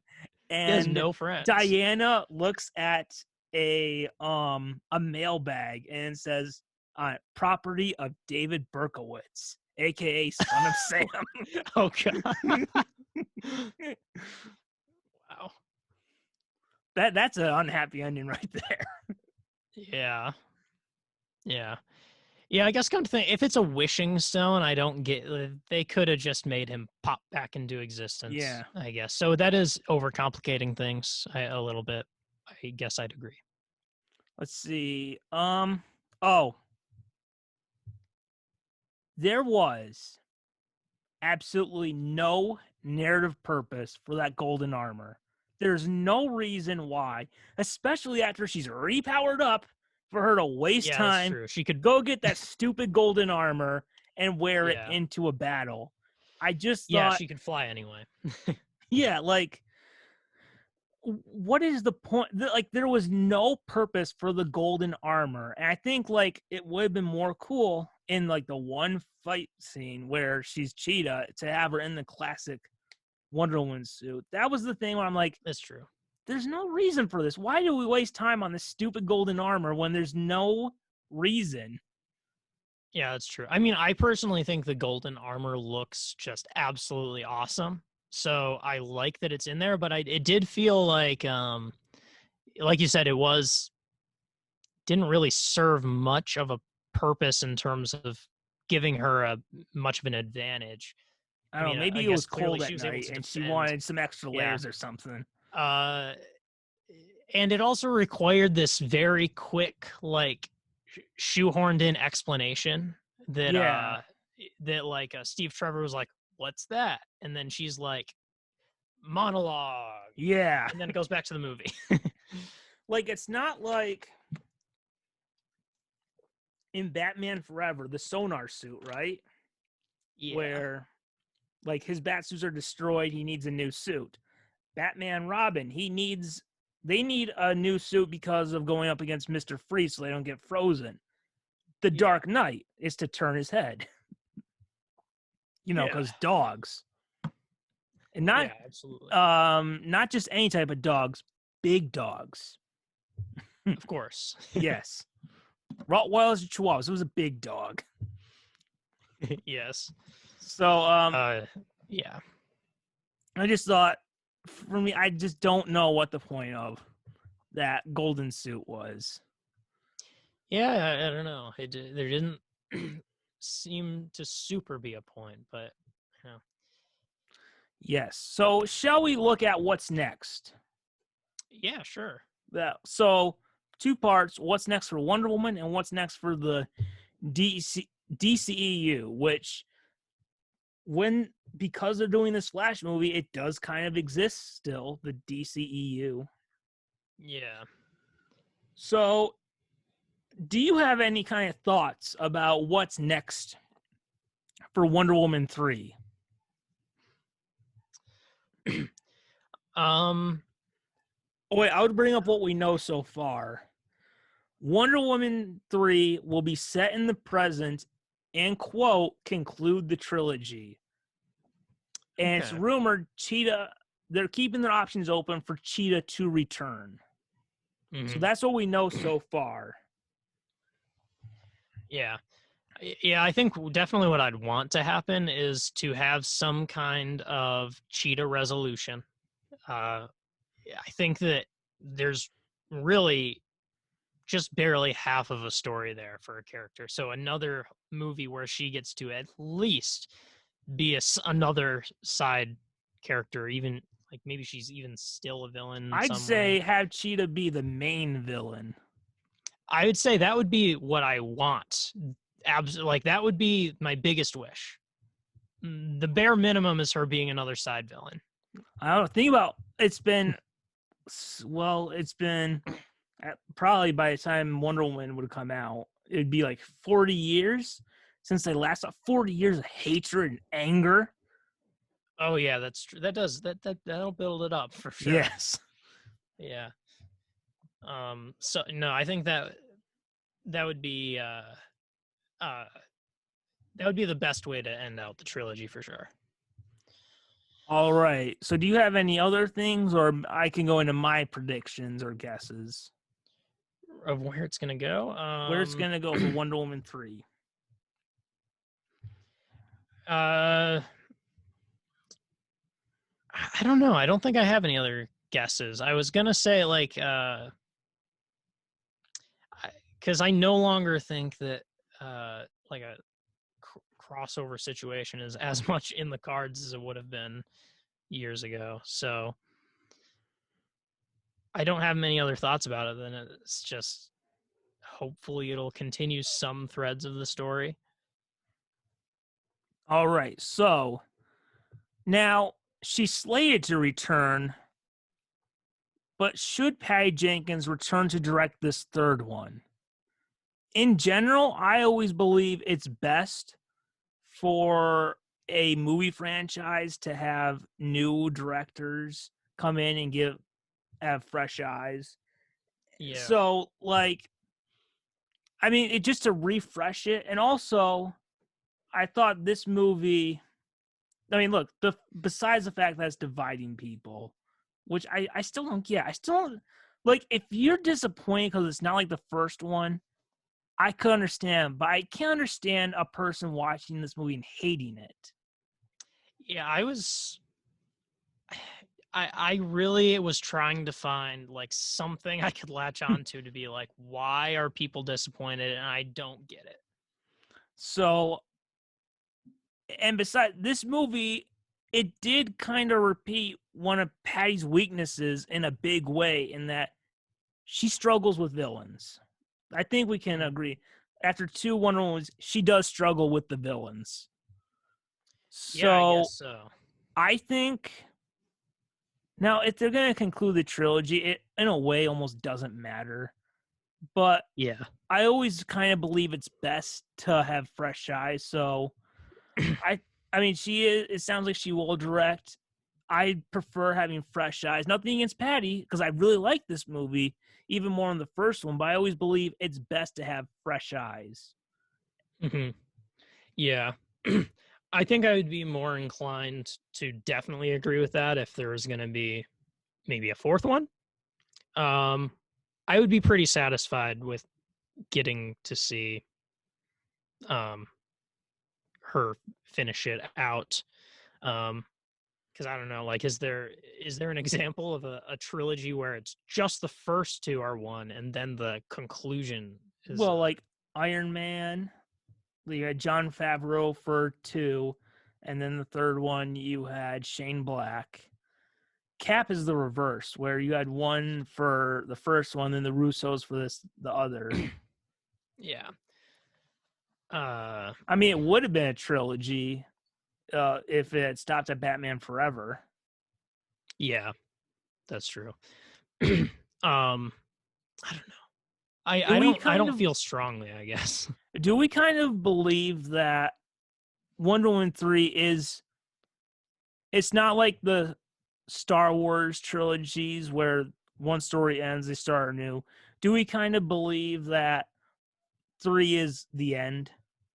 Oh yeah, I think this Wonder Woman story is over with the third one, if that's the case that they're planning on closing it out. All right. So, Cheetah may return, and I ask, please, Patty, I beg you, please have Cheetah be either the main villain or the only villain of Wonder Woman 3. It just that's her Joker. I mean what you gave us was good, but not it wasn't there wasn't a lot of it. I just feel like if you're gonna go out with the big one. And Mhm. Cheetah is the big one. Cause like I said earlier, if they just leave Cheetah the way she is now, it will be a stain on this incarnation of Wonder Woman, kind of like a big stain on the Iron Man trilogy was the use of Mandarin. Yeah, yeah. If this is the trilogy where you get one chance and you're trying to make the best version you can of it, I think having in the case that she is the main villain in the third one, then they've done an amazing job of setting that up. Oh I'll yes, a say, great like, job of teasing it. yeah. um it would I that would I mean it would make this movie better if it was like more context to That's Cheetah. And true. If you watch it knowing, even if like the third one sucks and you don't rewatch that, there is more to the story later. yeah, just at least knowing where it goes and having that context when watching 84. All right. Oh, so I'm going to make you question something you said a little bit ago. Okay.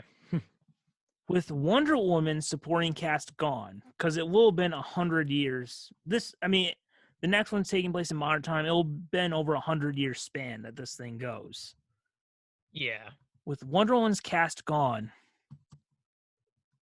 does this open the possibility for Superman and Batman to appear in her third movie as supporting characters, like a Civil War or Ragnarok situation, or like Wonder Woman was in Batman versus Superman? Yeah. I was about to say I can see with like the first one in the trilogy being sort of a setup to the character, then this one being classic story with just everything established. And I did kind of think like if there was going to be any crossover in the Wonder Woman franchise, it would make most sense for it to be in the third one. It would be the perfect opportunity for that to come in. I think the only thing is just not being sure, like, if they're really, how set are they on even having much crossover with the relative lack of success of the past crossovers. Like But Wonder Woman 3 would come out after the Flash. Like, if Flash works, we have a DC cinematic universe again. yeah. So, hypothetically, because Ezra Miller was in the Crisis crossover and we're having this Flashpoint thing, realities can change, and some characters may look a little different. Maybe Batman could look like Michael Keaton from now on. What do you think are the do you think that regardless of Cavill or Affleck being available, or if they would want to use them, do you think like we could see Superman and Batman supporting characters? Because if Flash works, crossovers are back. That's true. Yeah. In that case, I think I would. I maybe in somewhat of a Wonder Woman in Batman versus Superman kind of way, like so they're in it as supporting characters. But that would probably be the largest extent that I'd imagine for it. All right, now obviously we don't know what's really happening with Batman now. We're hearing so many different things. I guess if they could only do one, who do you think feels more likely, Batman or Superman? I'd say probably Batman. Yeah, I was gonna say more of an established relationship. Yeah, I was gonna say Batman for that reason. I just wasn't sure about like the practicality of it, but like I think that makes the most sense in terms of what we've seen. All right, so we're really going to take some guesses about stuff we have no idea about. Okay. If Batman were to appear in this movie, in Wonder Woman 3, who will it be? Will it be Ben Affleck, Robert Pattinson, or Michael Keaton? If I had to guess, I'll say I'm guessing Keaton. Interesting. I was almost gonna. We just saw Cap come back, so I guess maybe I'm more of a mood of thinking maybe Ben Affleck will return. He was. We heard he didn't want to come back, and the Flash is something about the Flash made him want to come back. Yeah. So that would be my guess for the most. I don't think it's going to be Robert Pattinson. I'll say that. Yeah, I think of the three, Pattinson would be the least likely because they're saying it's outside the DCEU. Although, if you're doing stuff like Crisis and Flashpoint, anything could happen. Yeah, for sure. So yeah, in that order, I guess I'd think Ben Affleck actually, then Keaton. Close. Both could happen. Um, and then yeah, not Robert Pattinson, but All right, I'll throw a little bit of a curveball. Are we assuming that if Superman were to appear, it's Henry Cavill, or could they maybe do a blast from the past and get Brandon Routh? I yeah, I just don't. For some reason, I think maybe that's the reason I chose Ben Affleck as well. I just don't know. I don't know if they'd. It doesn't. I don't know if it feels like they use the conclusion of this Wonder Woman trilogy to do like other random callbacks. Um, I mean, like the reason why you'd have it is because her cast is gone. So it's like someone we yeah, already know. It's like a Pat. Like I know Patty Jenkins kind of hinted she would like to do a Justice League or something. This is her last one. What a way to go out by giving her all the toys. that's true. Yeah, It's kind of like the Russo brothers, right? What way to go out than all the toys? They yeah, literally had all of them. yeah. That was a lot. Some they use better than others. Not Hulk, but still, some of them. Yeah, that was like if you had that many action figures, you'd be called a hoarder. Oh yes. Your mom would say, "Clean this up before I step on one of them." Yeah. So I don't know. I mean, there would be. I mean, I'm assuming probably it would be Cavill, but wouldn't there be something because this was Wonder Woman's first movie franchise? There would be something cool about having the versions from the first movie franchises. Yeah, I definitely think there'd be something cool. I'm just having trouble getting there currently, like just picturing that happening. But All right. Will Steve Trevor return for the third one? I'm gonna say probably lots of references, but probably no. Um, maybe a flashback or something, but uh, seems like it would be tough to have a third movie. I mean, Star Wars did it with Death Stars, but to have another movie where he comes back somehow would seem less likely to me than just referencing or flashbacks or something like that is more likely. All right. I think he will be in the third one. And I'll get to what his role could be in a second. But I think he will be. All right. This is the third Wonder Woman conclusion of the trilogy. How do you think Wonder Woman's story will end? Hmm.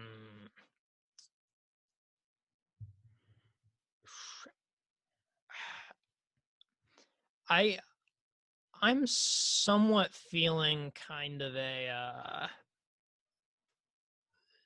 some kind of supportive role of like maybe trying to think trying to think if she I don't know. I do think like there are glimpses of it in that like mall scene and stuff, but being some kind of more uh mentorish character would make sense for her as well, to at least show that she's maybe trending in that direction, being more comfortable with being a role model or something. Uh that's where my mind goes. Because I know other options are like, is she gonna die or something? I don't think so, but I don't know. All right. Well, my guess, because this is the end of the trilogy, my guess is that if this is the last one, that it will end with her dying to save the world. I can I can see I definitely can see that being an option. I mean, Now, it's not an option I like, but it's yeah, just what I'm assuming. Because that's what they do now. You die or retire. yeah, God forbid we just leave it where the adventures continue in our minds. right. Yeah. Like, I mean, honestly, did Spider-Man 1 feel any less complete because he didn't die at the end? Right. Like, what's next? Are we going to have to see at the beginning of the next Spider-Man movie, Richard and Mary in the hospital? Push, Mary, push! Oh, hey, look, it's a boy. We'll name him Peter. Right. Yeah, no, yeah, I don't know.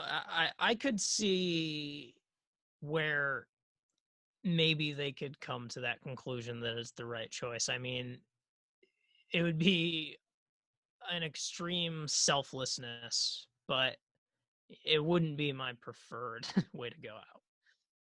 And my guess is that it could be similar to the ending for Arrow, where Diana dies saving the world, and then we somehow see a glimpse of the afterlife and she's reunited with Steve.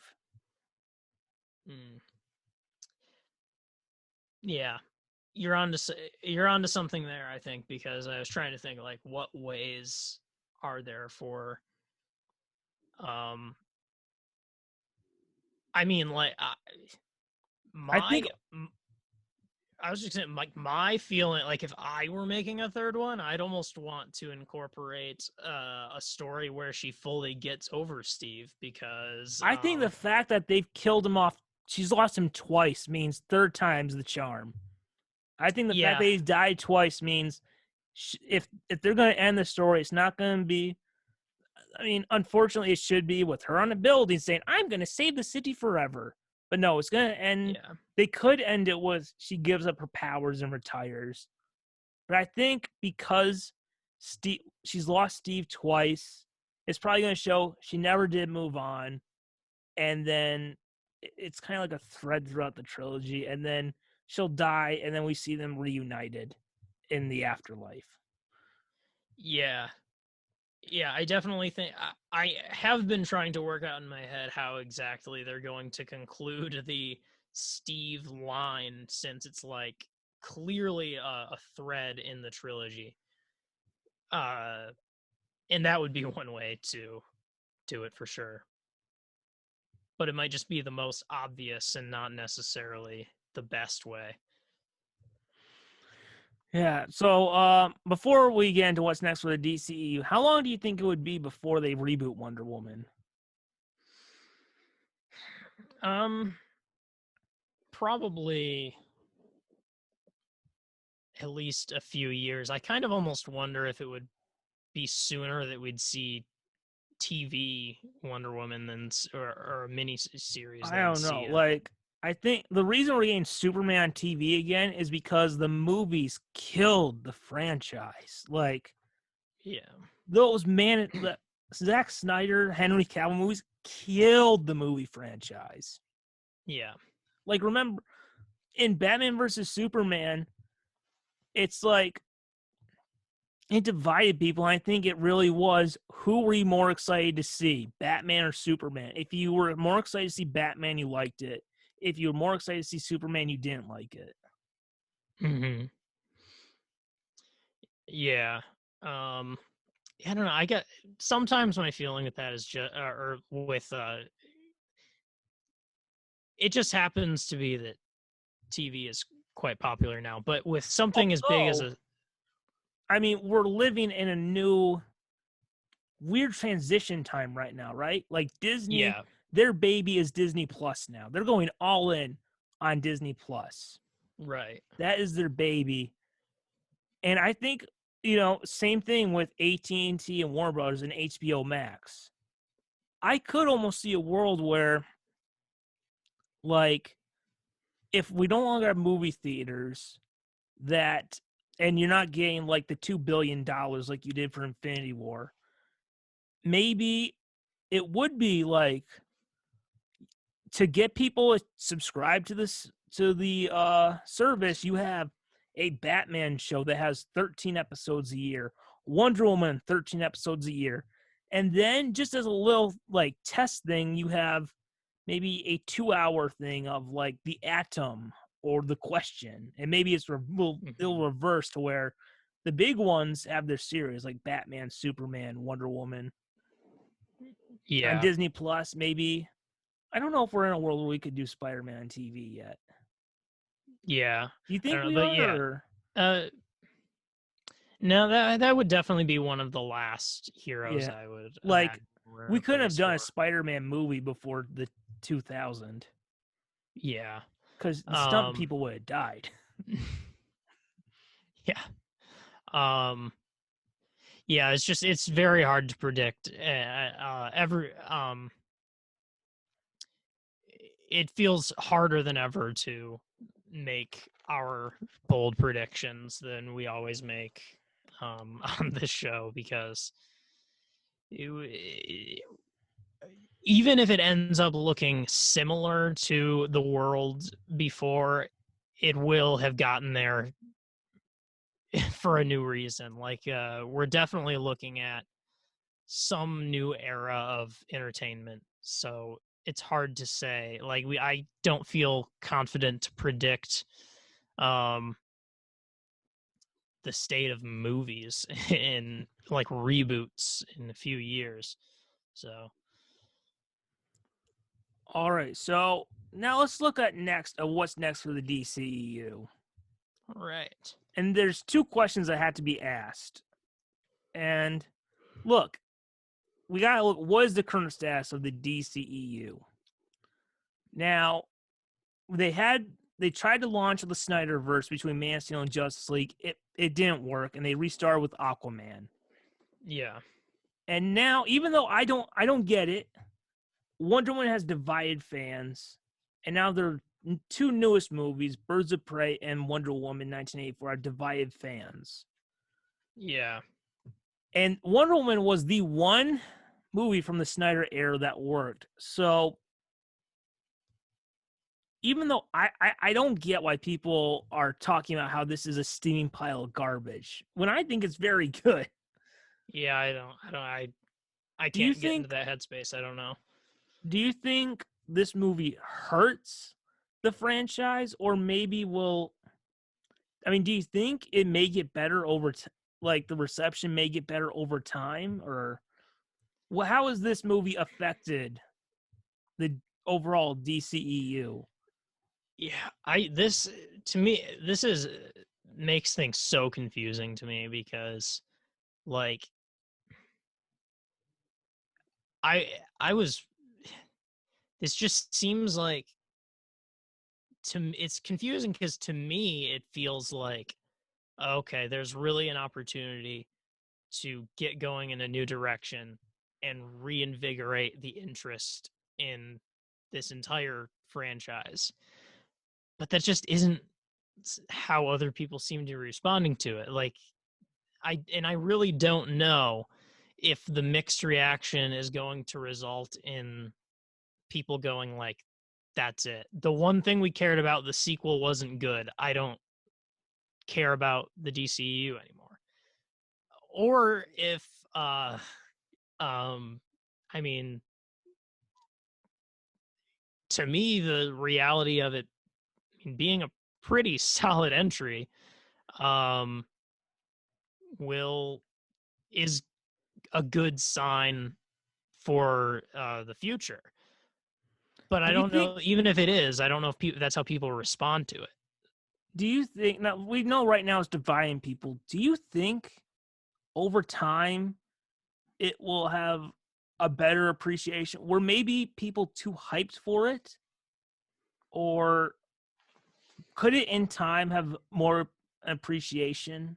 Or is it like, this is the way it is, it will just divide people forever? I mean, I would think that people might appreciate it more over time, but I guess only because I still don't get why people didn't like it. So I don't know. It's really a loss for me. I don't know what to think about what other people think anymore. I don't. Now, like for me, look, I didn't like Birds of Prey, but it feels like we just had two big wins with DC in Joker and Wonder Woman 1984. Yeah. And we got two real exciting things in The Batman and The Flash. Yeah. So, I mean, for me, it's like, I think the future, like this movie, compounded with what's coming next. We just had Joker. It feels like DC's in a better place than they've been since March 2010 when they announced a third Nolan Batman movie and that he was going to produce a Superman reboot. Like, it feels like they're in the best place they've been in 10 years. Yeah, that's what it feels like to me. But the unexpected reception threw a wrench into it to me. So I don't know what to think anymore. It feels like we are in that exact era. Yeah. But I didn't know if I wanted to bring this up because I know you've talked about how you haven't been keeping up with like what people have been saying about it. Have yeah, I you mean, heard about the controversy with the movie? No. There's some controversy about how obviously when Diana sees Steve Trevor, you know, they have sex, right? Yeah. There's some people upset about how, well, Steve was in another man's body. Is that going against consent? And before we say it, consent is important. It's important, okay?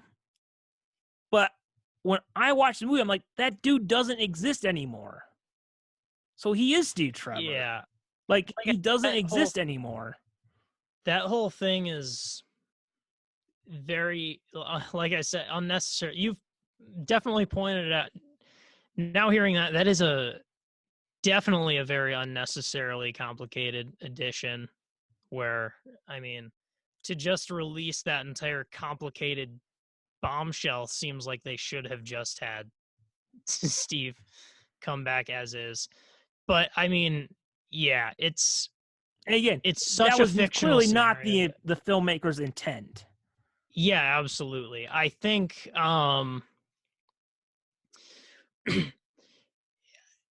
I think to me it does seem pretty clear that like Steve has basically replaced this guy. Yeah, that dude doesn't exist anymore. He's gone. He's not coming back. Yeah. Yeah, it's weird. I would have to think about it more, but it didn't even occur to me because of how fully it just feels like Steve comes back. Yeah, I think things like that, it's an important discussion to have because I understand the point and where it's coming from. I get what they're saying, but that dude doesn't exist anymore. It's essentially Steve's brain. Like, this autonomous body is making decisions. But it's very strange. But like,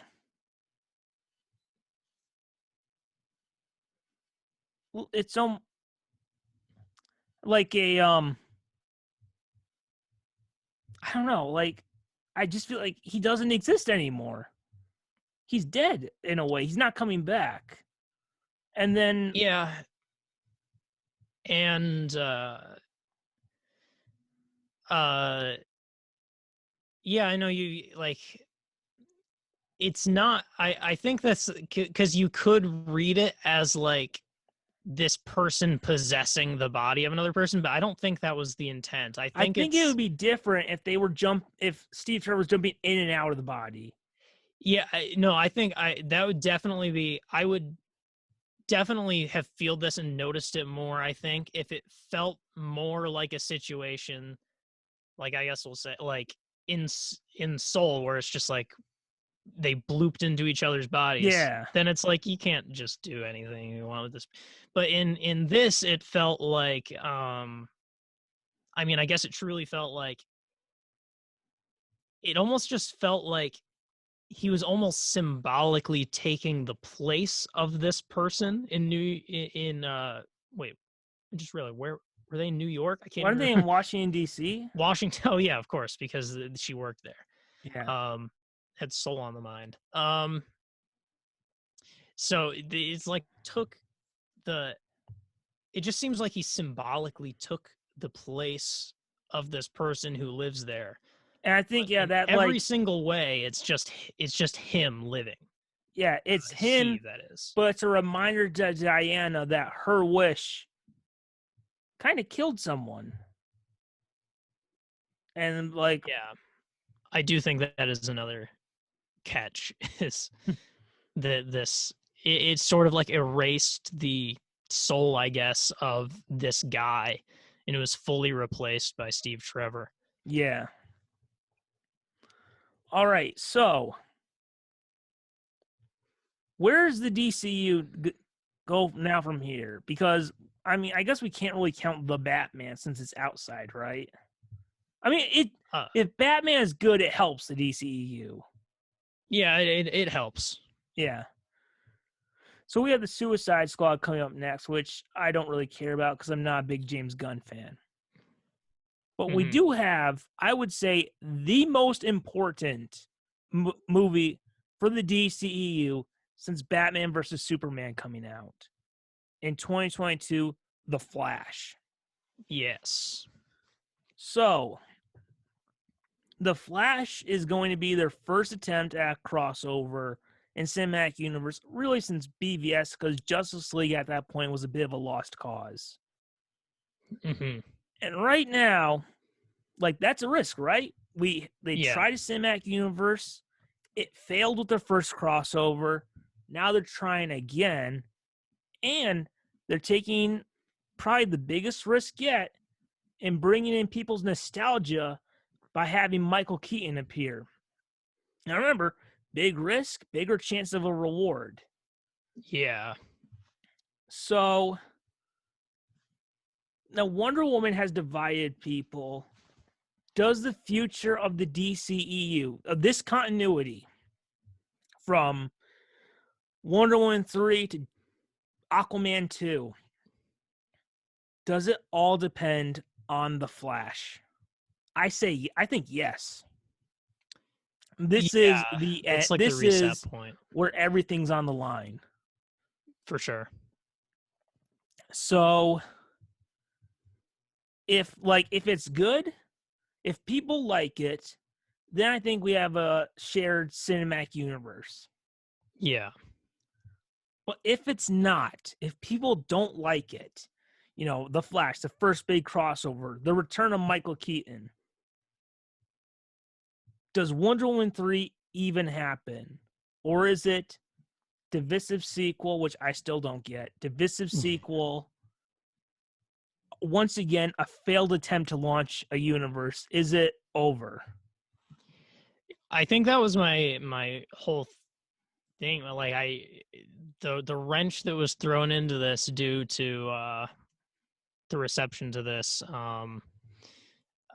really does make me unsure. Like I don't know if Wonder Woman 3 is gonna happen anymore. But I also, to me, from my perspective, it feels like, of course, and it needs to, but I guess I would say if the Flash doesn't follow through and give it the revival, then the third Wonder Woman would probably be like the last thing. But would they do a third Wonder Woman, or is it just it's over? We have to just focus on the Batman and try again later. Well, I guess it's, my thinking was just that then it would be for sure that the last thing would be Wonder Woman, if that at all. So we'd be looking at something near the end. I don't know how close you are to a wrap up for this special. Final thoughts. Because I just realized I've got to get going. But no final rush, thoughts, real quick. All right. So, well, yeah, I guess You went last time, so I guess you can go first. Let's Sure. wrap it up. Final thoughts on Wonder Woman 1984.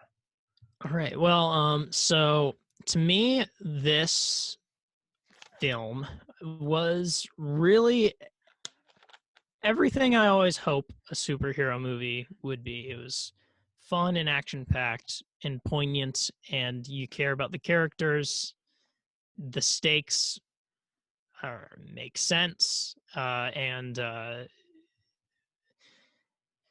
it just really was everything I wanted this version of the character to be. And like I said, it's uh, quite probably my favorite uh, DCEU movie, certainly, and also probably even favorite DC movie post 2012, as we were saying. Or post 2011, because it does beat Dark Knight Rises. Yes, yeah, post 2011. Yes. So really, it's not perfect, but it pretty wonderfully followed through on a lot of my expectations, and yeah, to me it makes me very excited for the character. If there can please be a third one, I'd be very excited. Great villains, even though the way it was oriented wasn't the best. And yeah, I don't understand the response to it. I thought it was a 2 thumbs up. Oh, yes. So there you go. All right, now for me, final thoughts on Wonder Woman 1984. I had some very high expectations for this movie to be following a similar vein to Superman 2 and The Dark Knight.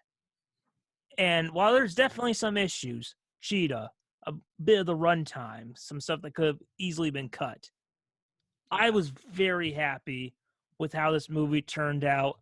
I loved a classic Wonder Woman story that felt like a return to an era I've wanted to return to for a long time. The Richard Donner era Superman, the Tim Burton era Batman.